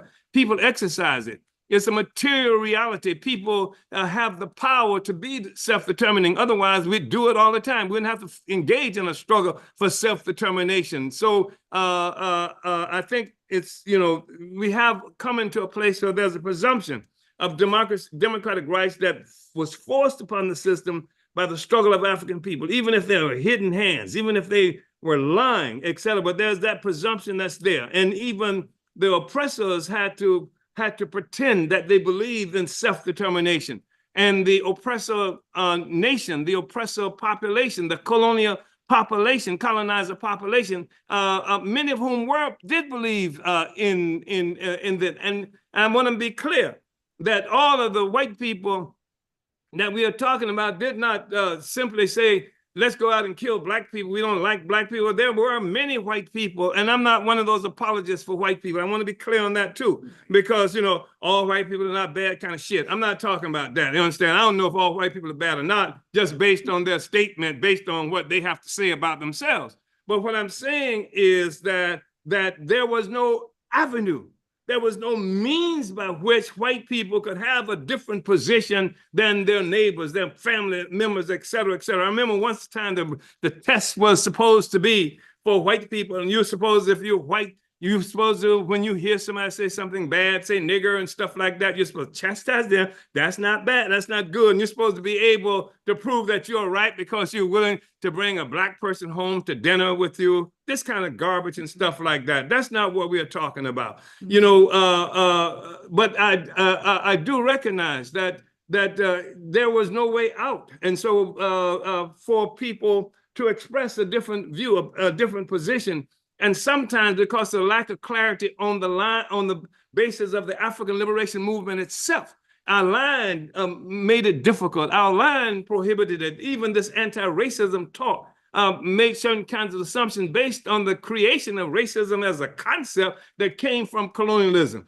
I don't give a damn if white people like us or not. That ain't what it's all about. And I don't give a damn if white people like Ray Charles or not. That ain't what it's all about. The question is, what is these relations of power that we have, and what is the origin of this relation of power, and how do we fracture that? And how can white people free themselves from this experience that they have that can be, I can imagine, it can be horrible.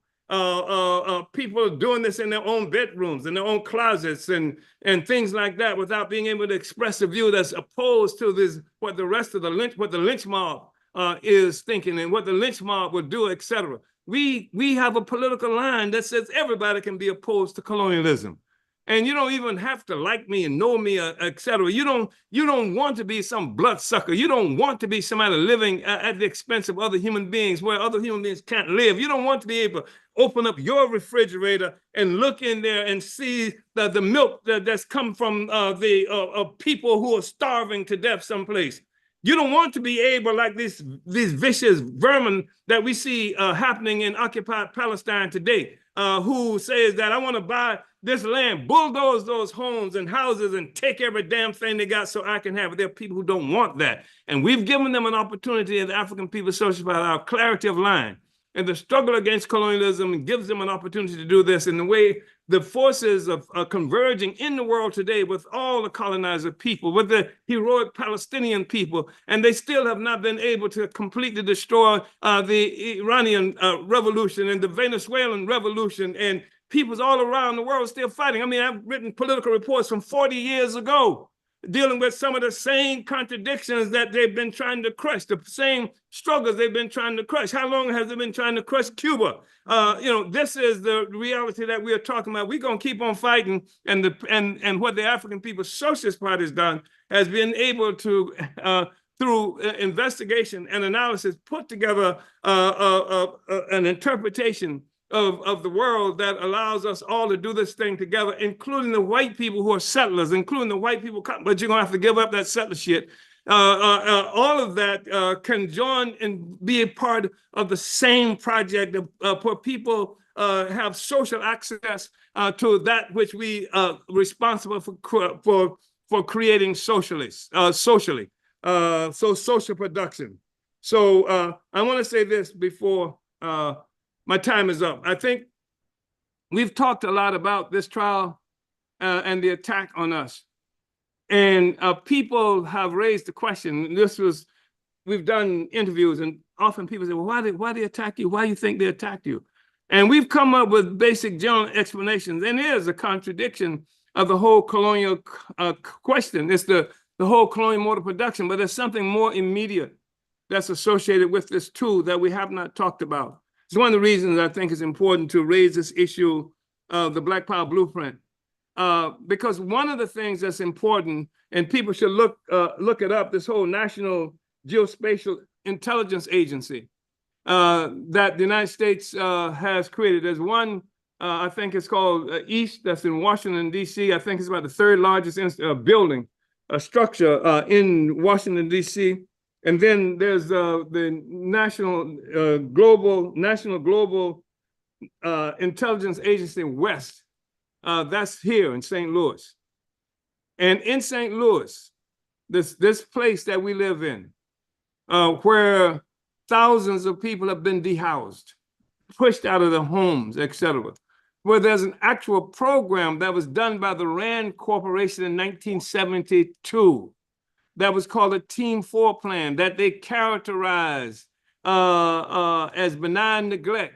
That was something that was made popular by Patrick Moynihan, who became a senator in New York. This whole thing of starving a community, denying this community a capacity to have life. Well, this thing has been at work since 1972. Some of the properties that we are talking about in St. Louis, the St. Louis government is the largest property owner in St. Louis. And some of the properties and they've left it to rot. And that's been a policy, let it rot. And some of the properties that we're looking at have now been confiscated by the government. And at least 2,000 acres have been confiscated by the government. And these 2,000 acres have been confiscated for the purpose of the installation, the creation, right in the middle of the African community, right just a few blocks from the Uhuru House, from where I'm speaking now in St. Louis. It's been purchased something like 2,000 acres up to now for the installation of this National Global Intelligence Agency, NGA. Look it up.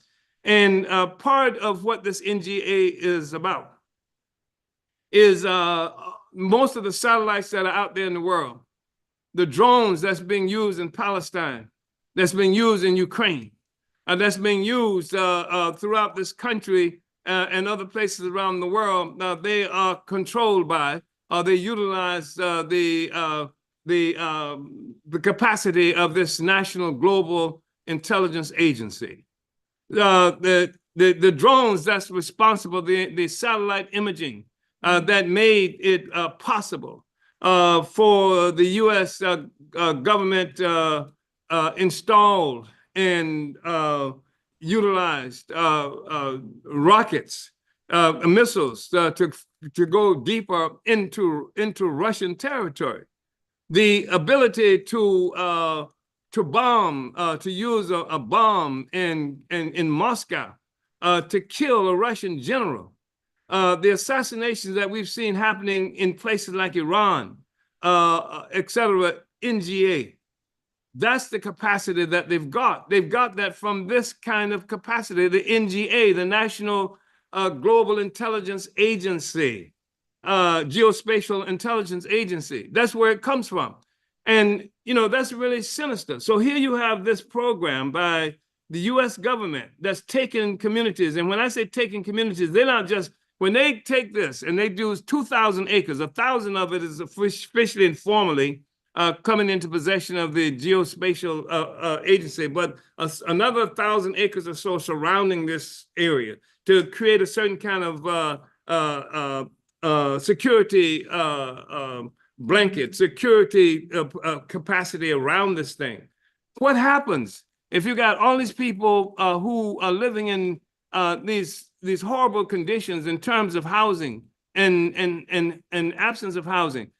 What happens to the property value in these communities? It escalates through the roof, which means that more African people will not be able to afford their homes, will not be able to pay their taxes, will lose their taxes and their homes and properties as a consequence of that. The city of St. Louis is currently engaged in a real program to change the character of the city. So they're making a majority white city. They're doing all kinds of stuff to do that. And this is part of what we've been involved in, what's a basis for the attack on us. Here we are in North St. Louis, getting these properties, fighting for these rights for Africans to have property that the government is securing for the capacity to continue murdering and bombing peoples all around the world. And another really sinister aspect of that question is that if the Russians, and this stuff is pushing Russia, into a very serious kind of corner with this killing of their people and almost braggadocio way they're saying that they're doing it. And so if Russia should decide to strike back, if they're, you may even have the audacity of somebody to use what they call a small nuclear weapon. But the point is, if Russia decides to strike back in a strategic fashion, what is the place more likely to get hit by Russia? Mm-hmm. So that's the real situation that we're dealing with. So I'm saying that much of what we are talking about is much bigger than how some people have been allowed to think of it. Some people have been not allowed to think of the African question as significant, Black people as being significant, always this marginal force, always this primitive accumulation, always a force that's there for the purpose of creating life for white people, for the colonizer, and not for ourselves. So I wanted to say that. And then I want to say that we have a new situation in the world where we've seen the emergence over the last period of Russia and China demonstrating that they are very real threats to the Atlantic bloc that's dominated the world for the last 75 years, that we saw coming through treaty subsequent to the end of the Second Imperialist World War, commonly known as World War II. That created NATO, that created the United Nations, that created many of the trade organizations that has existed up to now, all of which are in a state of disrepair. The real question is even whether the United Nations is going to be able to survive this period. It couldn't do anything meaningful around what's happened to Palestinians. It's a shameful thing, Palestinians being murdered, and you got this concept of the United Nations not being able to do anything, not making any difference. It's exposing the fact that the United Nations was created in the first place as a parliamentary means by which the colonizers of the world could continue to control the colonized people through some kind of parliamentary process without having to go to war and kill each other. Ukraine, this thing is happening. The United Nations haven't been able to do anything around what's happening in Ukraine. So the validity of the United Nations is clearly something that's up for grabs. The same thing is true of NATO, clearly revealing itself more and more this North Atlantic Treaty Organization is a North American treaty organization that's a colonial entity. These are things that we are moving into this new period, looking at that much of the fabric of the whole colonial enterprise is shredding. And we've seen, as we said before, this crisis made itself manifest with the election of Donald Trump, which was an anomaly as far as the system was controlled concerning 2016.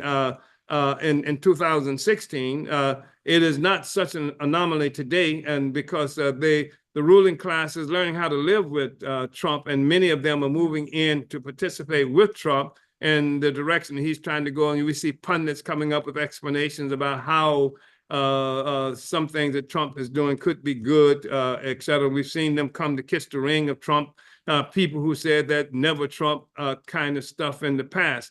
We've seen that the bourgeois media that Trump characterized as one time being responsible for fake news, it has not been able to survive unblemished at all. That which has survived at all in St. Petersburg, Florida, for example, the Tampa Bay Times used to be the St. Petersburg Times. Thought it was on this real growth spiral. Now it's only publishing something like 2 times a week. You see, I've forgotten the numbers. Hundreds of newspapers in this country are closing every day in the United States. So, and they were unable to convince the people to vote for Kamala Harris, and all of the bourgeois media, damn near every component of it was against Trump. And that's because of how Trump has broken out of this whole Atlantic bloc and started a whole new trajectory, opened up the door to Russia, because there's a group of them who would make money off of Russian resources if they could penetrate it, et cetera. And that's what NATO was designed to crush Russia, to contain Russia, et cetera. So these are some of the things that we're looking at, and so much has changed there. And so I think it's really important for us to capture our historical significance. It's really important to recognize that. And we have played a critical role, and we have to continue doing that. We are talking to people who, generally speaking, have not had the benefit of deep political education. In the 1960s, at least, because all of these questions were being discussed and debated over and over again, and through our own mediums, the Brenningspan newspaper, Black Panther newspaper, Muhammad Speaks, and things like that. These were issues that were being widely discussed. Thousands of people were reading our publications, et cetera. But today, generally speaking, that's not true. You have forces that call themselves leftists who only talk to themselves, have no discussion, especially with white people. That's what I'm talking about, generally speaking. But the whole left phenomenon is something that talks essentially to white people, and Africans can become leftists too. But we are not some black leftists. We are not a part. We do not accept the definition of being a part of the fabric of the United States entity. We are colonized people. And the whole left and right and everything rests upon the foundation of our oppression and exploitation. And so we're not that left, and therefore do not look for solutions based on that. I want to say that we have initiated the rebirth of the anti-colonial movement. The African People's Socialist Party has done that. And I also want to salute Aaron Bushnell. I think that his was a profound statement, and that we have a responsibility, especially through the Solidarity Movement, but not only the Solidarity Movement, to hold up Aaron Bushnell. You notice that Aaron Bushnell, when he used when he talked about the evidence of oppressions in human society, he did not talk about the exploitation of the workers on anything like that on the plant and the factories, or not being able to have healthcare and stuff like that. He talked about things like apartheid. He talked about things like Jim Crow. He talked about the murder of Palestinians. He talked about the colonial question.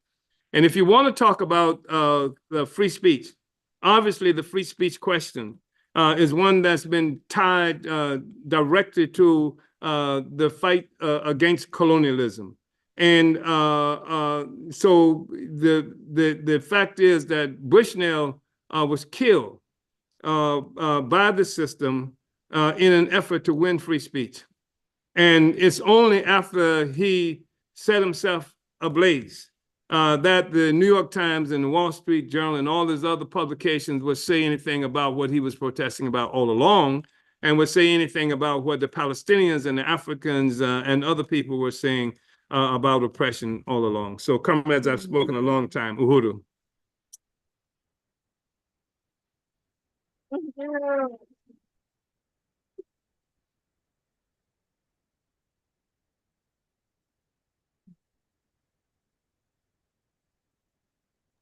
Uhuru, thank you so much for that overview, Chairman, and really synthesizing what panelists before you have summed up. And I really want to congratulate you, Chairman, the Uhuru 3, and the worldwide Uhuru movement for really an incredible year. Just, based off of the presentations today, you could tell that we did a lot this year, and we're going to continue to do that next year. And so forward to 2025. Comrades, we're going to pause our program here to take a look at some announcements, but stick around and type your questions into the chat because we will go into Q&A after the announcements. So like Chairwoman Penny mentioned, on Saturday, January 11th at 3 p.m. Eastern and 2 p.m. Central, the Hands Off Uhuru Fight Back Coalition will have a special webinar to thank all the people like you who have made the victories in the case of the Uhuru 3 possible, and to talk about what's next for the campaign. And you can register for this program at handsoffuhuru.org/register. Our chat moderators will be putting that link in the chat. So go ahead and register, during this webinar. And of course, the Spirit team has been really hard at work to bring our readers full coverage of the Uhuru 3 sentencing hearing and related mobilizations. And you can pre-order your bundles now at the burningspear.store, and orders will ship out next week. The basic day-to-day work of every party member, APSP member, and organizer within the Uhuru movement is to sell the Burning Spear newspaper, and so you can get a bundle of 25, 50, 100 or more to distribute in your community as you can. We also want to call on people to support our Mafundi Lake prisoner subscription program. So just for $25, you can sponsor a free subscription for one prisoner, or you can become a sustaining donor and set up an automatically recurring monthly donation. And you could do this by going to theburningspear.com/prisoner fund, and you can make your contribution that way. If you have a family member or friend in prison and you would like for them to receive a Spear subscription, you can go to theburningspear.com/prisoner request and you fill out the form there. We of course can't forget about our family and friends who are locked up, and we stand with them and call for an end to the mass incarceration of African people. And of course, join the African People's Socialist Party, and you could do that by visiting apspuhuru.org. Make sure you, of course, like and subscribe to the Burning Spear TV on YouTube to catch every episode of the Omali Taught Me Sunday Study. And for more events, of course, go to theburningspear.com/events. We have something going on all the time, so definitely stay in touch. So we're gonna take some time to address a few questions from our live audience and panelists. You can feel free to engage in this section as you feel appropriate. Before I go to the questions, though, there was one comment that I want to acknowledge from Jaribu from YouTube. He says, Uhuru family, with this level of organization and perspective, Uhuru Africa is assured in our lifetime. And so one of the first questions that came through, and maybe Chairman, you could take a stab at it, but anyone can as well, is what's the difference between anti-colonial free speech and free speech in general? That's a good question. I thank you so much for that question, because we believe in free speech, generally speaking. But the fact is that the colonized people, upon whose backs the entire democratic system rests, cannot have free speech, because the only thing the colonized people have to talk about is being free from colonialism. And the fact is, as we mentioned earlier, I did in my presentation, the whole First Amendment and Bill of Rights came into existence when settlers leaving Europe, and particularly England, but other places in Europe, running from despotism there based on fighting against the monarchy. They wanted to make sure that they were never oppressed anymore. So they created this thing called a Bill of Rights, and that include the First Amendment and other things that we are familiar with. But it was for them. It was for white people, because African people were enslaved when they did it. So what they did was create the freedom to oppress. They created the freedom to oppress. And so white people have free speech, generally speaking, until it relates to unity with their aspirations and struggles of colonized people, generally speaking. It's not to say that sometimes things don't happen bad with white people, not at all. But we're talking about just in terms of the general strategic character of this thing. And that's why we see, anyway, that's basically what I was going to say. I would say more than that is that in many ways, this question of free speech, reminds me of even the struggle against racism, in that we won, and I participated in making the struggle against racism relatively successful. And it's the success of the struggle against racism that made it possible for there to be an African who was the custodian, come to visit me, inspect my stuff, who my home, etc., because the struggle against racism got him a job, made it necessary for necessary for them to put this African in place. And you see that happening throughout the country. That is true, but he can become a part of the colonial apparatus. So you can win the struggle against racism, but colonialism continues to make itself manifest even with those folk that we helped to put in place through the struggle against racism. So the struggle for free speech is a valid issue, and we will fight for it up and down the line, generally speaking. But I want to remind people that when you look at some of the freedoms that were achieved by colonizers in this country, even like the issue of free trade. And the question of free trade became an issue here because the nobility or the monarchy had a monopoly on selling black people. And ordinary white people wanted to get in on it too. So they demanded free trade. We want to participate in free trade. We want to sell black people too. And this is, true. So that's why we have to really be able to look at the question of colonialism. So I didn't do a very good job, I think, if I have to use illustrations in every instance to try to make the point. I didn't do a very good job, but, off the top, that's where I am. Uhuru. Uhuru, thank you, Chairman. I'm sure you got to the root of the question. So thank you for that. So the next question, I believe, is specifically directed towards SG Luwezi. Arthur on YouTube says, according to the presentation by Luwezi, there are new players Africa trying to use the resources of Africa. For instance, is China's involvement in Africa's affairs hindering self-determination? SG Luwezi, if you're still in place, maybe you could take a stab at this.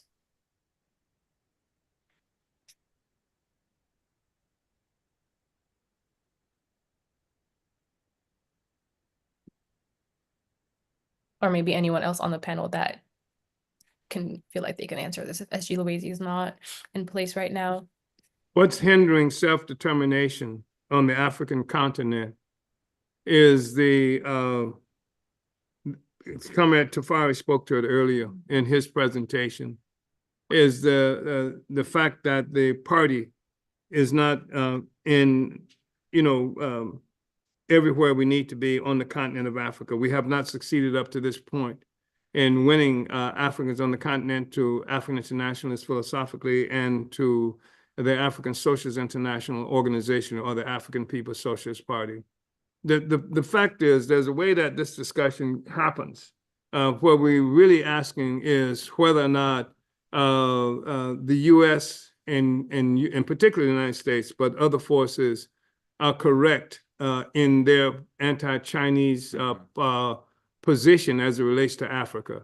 And we're saying that the problem is not China as much as it is the lack of agency by African revolution. That's the question. Otherwise, we find ourselves ending up, I mean, we can criticize China, and China can be criticized. Every entity that's in there, China, Turkey, India, you name them, Canada, United States, all of them can be criticized. But the reason we have to criticize them because Africa is not competent yet through revolutionary organization to defend its own interests and through revolutionary philosophy to defend its own interests and project its own future. That's the fundamental contradiction we have. And the way you deal with that is not simply criticizing China, but joining the party. Uhuru, thank you, Chairman. And so we have one more question from Paul on YouTube, and this is more of a yes or no question, but feel free to expound on it as well. Paul says, North St. Louis is a colony, isn't it? At least an internal colony. The Indian reservations are internal colonies, aren't they? Yeah, not just North St. Louis. And I want to make it clear, because the whole definition of colonies and colonialism, and this is one of the tasks that we have to explain to the world. People are talking about how the Russians were telling us this and that. The point is Russia doesn't understand this question either, that African people exist as a colonized nation that has been forcibly dispersed around the world. So yeah, North St. Louis can be characterized as an internal colony, because when you do that, of course, what you're doing is speaking to the geography, is specific immediate geography of it. But wherever we are, Africans are located, we live under colonial domination. That's the reality. So yeah, North St. Louis is a colony, and the indigenous population, they call Indian reservation, these concentration camps, are part of colonized internal, we call them we call them victims of settler colonialism because it's their territory that foreigners have come and settled there and, imposed their will on them and taken all their resources and their freedoms. Uhuru. I see Comrade Luezi there, and I see Comrade Tafari with his hand up. Uhuru, yes. I do want to go in order though. Comrade Chair Mwezi did want to make a comment first, and then we'll go to Penny, and then Luezi, and then Tafari in that order. So Comrade Mwezi, did you want to go ahead and make your comment? If you're still in place. Uhuru. Oh, Yes. if Director Tafari wants to go first, I can go right after. I see his hand up. I'm just, yeah, go ahead. Okay. I'm sorry, comrade. I was not sure if whose name you had called. Yeah, I just want to say, yes, Uhuru, in terms of this thing about Africa's progress, like the question would also be what progress, is being referred to in that China is hindering, because like what we're experiencing is neocolonialism, white power in blackface all over the continent. So, I think we still have to talk about liberating the continent even at this point, more than some kind of progress. Because if like Joe Biden has been making, like, his whole government has been making visit to Africa recently, trying to strengthen some ties with the neocolonialists in Africa. And there's no talk about some developmental project, like real project for development in Africa. So yeah, we have to talk about Black power, how African people, can decide. Self-determination that Chairman Omali Yeshitela spoke about, is what we have to focus on. African people having our own, power all over the continent. Uhuru. Uhuru, thank you, Tafari. Comrade Mwezi. Uhuru, comrades, I just really want to salute this really profound study and presentation of, just a microcosm of the work that's been taking place for the anti-colonial struggle for decades and centuries in terms of the how much history that we are standing on. So I just want to say that on behalf of the party and on behalf of the Hands Off Uhuru Fight Back Coalition, what this really means for us is that, we are creating a movement that has never seen the likes of this in history. And this is a really unique opportunity for everybody to get involved. I hope that this webinar has been a call to action. Anybody who, wants to be a part of this movement, there is a place for you. There's a place for your skills. Nothing that we do should not happen at the expense of African, colonized, and indigenous people anywhere in the world. Everything that we do needs to have an anti-colonial tenure to it. And this is how we get free, through our material, solidarity, and through organization. And that's the biggest weapon that we have as the people. So just want to salute the chairman, deputy chair, and Burning Spear Media comrades on the ground in Africa and in Europe, and all of our listeners and supporters. Uhuru. Uhuru, Chairman Mugeri, thank you so much. Comrade Chairwoman Penny Hess, you can go ahead. I see your hand up. Uhuru, thank you. Wow, I just wanted to say, Chairman, that was so profound what you just put out, that it wasn't just a presentation, that was a political report for this period. And I see you are reading one of your political reports, you're studying it again. But that was, I just have to say that I'm just almost speechless. That was everything to me. I do want to, first of all, have the African People's Solidarity Committee print this in a pamphlet, because I think that is our political report for this period and this year, this upcoming year. And I want to just say that, yeah, I am committed to winning all the white people that have to be here, that have to be on this side of the, of the whole question of the leadership, under the leadership of the African Liberation Movement. And I am very confident that we are doing this, and we can do this under the party's leadership. Just the whole way that you express this, and the interest of white people that we have to win to actually join the world, to be part of it. And I'm looking forward to this year, to building USM, building APSC. We are going to have a powerful convention coming up in a very short time. And we want a lot of people to be there. And I'm just, again, and that was amazing. That was so moving. That was so profound. Just taking notes. That was everything. That was a political report. So I just really want to salute you, Chairman, and your leadership, and that powerful history and analysis that just came out of your mouth right now. So that was powerful. Uhuru, Penny, thank you so much. SG Lowazy, I see that you're on camera. Did you also want to add some thoughts? Yes, well, comrades. Yeah, I just want to salute Chairman first, just starting from one of the points he made when he said that we initiate the rebirth of anti-colonial movement. I take it to also mean we initiate the worldwide movement, basically to save the world. We used to have a banner. It was stolen. I don't know who stole it, but someone stole that banner. It said "Free Africa, free the world." Yeah. And that was my probably one of my favorite banner. Just to say that we are in a new place in history. We want to remind everybody that life started in Africa, civilization starts in Africa, and usually Africans don't assume the statement when we say civilization started in Africa, because our memory of the past is being disrupted seriously by colonizers. But this is being some serious work is being done, and in the coming months we'll be saying more about that.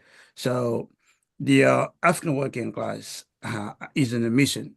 We getting access to the African working class. It's not yet fully developed, but we're getting there. And the African working class mission is definitely, as it's been summed up by the chairman a long time ago, is to overturn the verdict of imperialism. I think that's where we're heading to. And I'm confident the African working class is going to do that.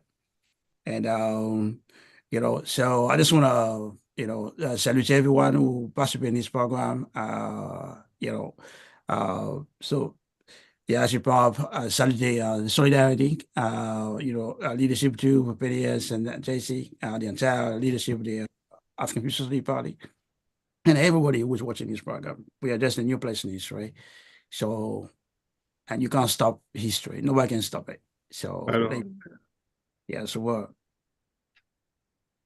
Uhuru, thank you so much, Comrade Louise, and everyone for your comments. We are at the time in the show where we have to start wrapping up. But before we do, Chairman, did you have any closing remarks before we start doing that? Uhuru. Uhuru, I just wanted to, again, remind people that effectively, once we come to certain understanding, we're confronted with like a practical problem, you know, like how to put it into place, how to put our conclusions into place. And there used to be a saying that we had in the 1960s, ain't nothing to it but to do it. And so, you know, just to have good ideas is meaningless. And that's one of the reasons we do the political reports. And people, generally speaking, outside of our party and movement, do not even understand the issue of political reports. One of the things that we really introduced in a very serious way into the movement is the whole idea of the Congresses, where the whole membership can come together and vote on what our program is going to be and discuss how we're going to carry it out and develop tactics and strategies to make that happen. So it's not just some casual determination made by an individual. That's one of the things that I appreciated by our trial. Because they had gone into our Central Committee meetings, they had taken stuff from our Central Committee meetings, from this meeting, from the Omali taught me, they were using this as evidence against us. But one of the things they had to reveal is that we didn't just have arbitrary kind of leadership, that we dealt with questions and there was collective leadership. I mean, my responsibility is to lead it and to put it together, et cetera. But it's not, but even having that responsibility is conferred on me, you know, by the party, by our Congress, and people adopt, vote on, you know, like the basic primary main resolution of the Congress, and try to initiate programs and things like that based on it. The people, generally speaking, have been subsequent to the military defeat of the African Revolution, and the fact that even at the high tide of the African Revolution, many of our organizations didn't have experiences with Congresses and things like that. And so I just think that we have to, you know, we'll be helping people to understand some of these questions. We get communication from people all the time saying, support this, jump on this. And sometimes we can't. And it's not because we necessarily disagree with it, but we don't want to be put in a permanent situation of the tail wagging the dog. Like, what is the objective? What is when we came to St. Louis, this was one of the fundamental questions that we had raised when there were thousands of people marching in the streets after the murder of Mike Brown. To what end? To what end? You know, so we got a lot of people marching. And I was dumbfounded almost to see, I participated in the march with 4,000 people. I remember in particular, August 30th. And to have all those people out there, and we were the only ones with clipboards.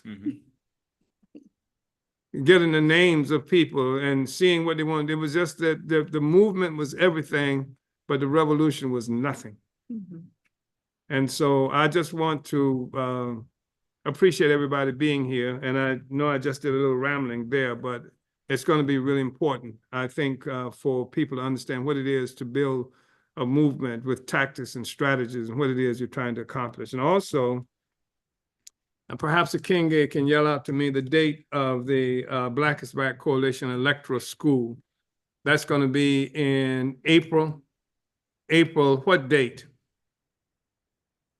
And then, so we want people to be prepared for that because we're going to be putting this up soon. We want people to start getting ready now because the electoral school, the work that we've done in the electoral arena was a part of the indictment against us, teaching people how to be independent of the Democratic Party. And also the Black is Back annual conference. The Black is Back electoral school is going to be here in St. Louis. April 12th and 13th, the Black, so mark that on your calendar. But the Black is Back annual conference is being planned for St. Louis, for New Orleans and Louisiana. And that is when? August what? August 16th and 17th. So put that on your calendar. August, say that again. August 16th and 17th. That's the annual conference, Black is Back annual conference in New Orleans, Louisiana. That's where we intend to be. So I hope I did not understate the significance of the party's work at home in Africa, because African internationalism is made valid by the work that's happening, pulling the African population, working class together around the world, and particularly on the continent of Africa, but also in other places. We've given Africans in Europe, for example, an ability to be a part of the African Revolution. Our experience has been in the past. We have Africans in Europe who stuck either with the project of trying to become a part of European society, just like Africans in this country have done to be integrated into European society, or we've given them an opportunity not just to be cultural workers and talk about the glory of African culture in some abstract way, but to actually participate from France and from Germany and from Belgium and all these other places in the actual African revolution by bringing us all together, the working class from around the world, identifying the colonial mode of production and making it possible for that to occur. So that's the practical significance. And I just hope people understand that I was not amiss in terms of clarifying that's what it is that makes us significant. And that's one of the reasons the government had to attack us too, because Africa is a primary force. If you look at what's happening, you see movement in Africa, like we mentioned in the Sahel region, et cetera. And there's movement that's happening not just in the Sahel region, and that we see China and Russia and Turkey and all those other forces converging on Africa, because that's where the mother lode is.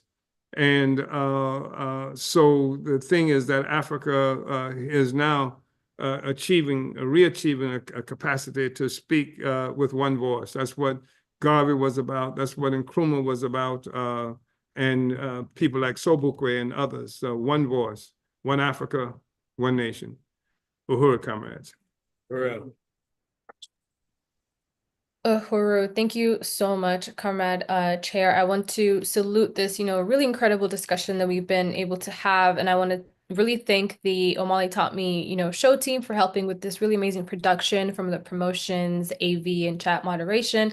I also really want to thank all of you for tuning in to today's study, whether you're watching on Facebook, YouTube, or Twitch or Twitter. We're glad to have you on with us. I want to, of course, salute the brilliant leadership of our chairman, Omali Yeshitela, and you can, make sure to follow the chairman on Facebook, Twitter, TikTok, Twitch, and Instagram, and subscribe to the Burning Spear TV on YouTube to catch more African internationalist analysis. So thank you so much to all of our amazing panelists and Uhuru.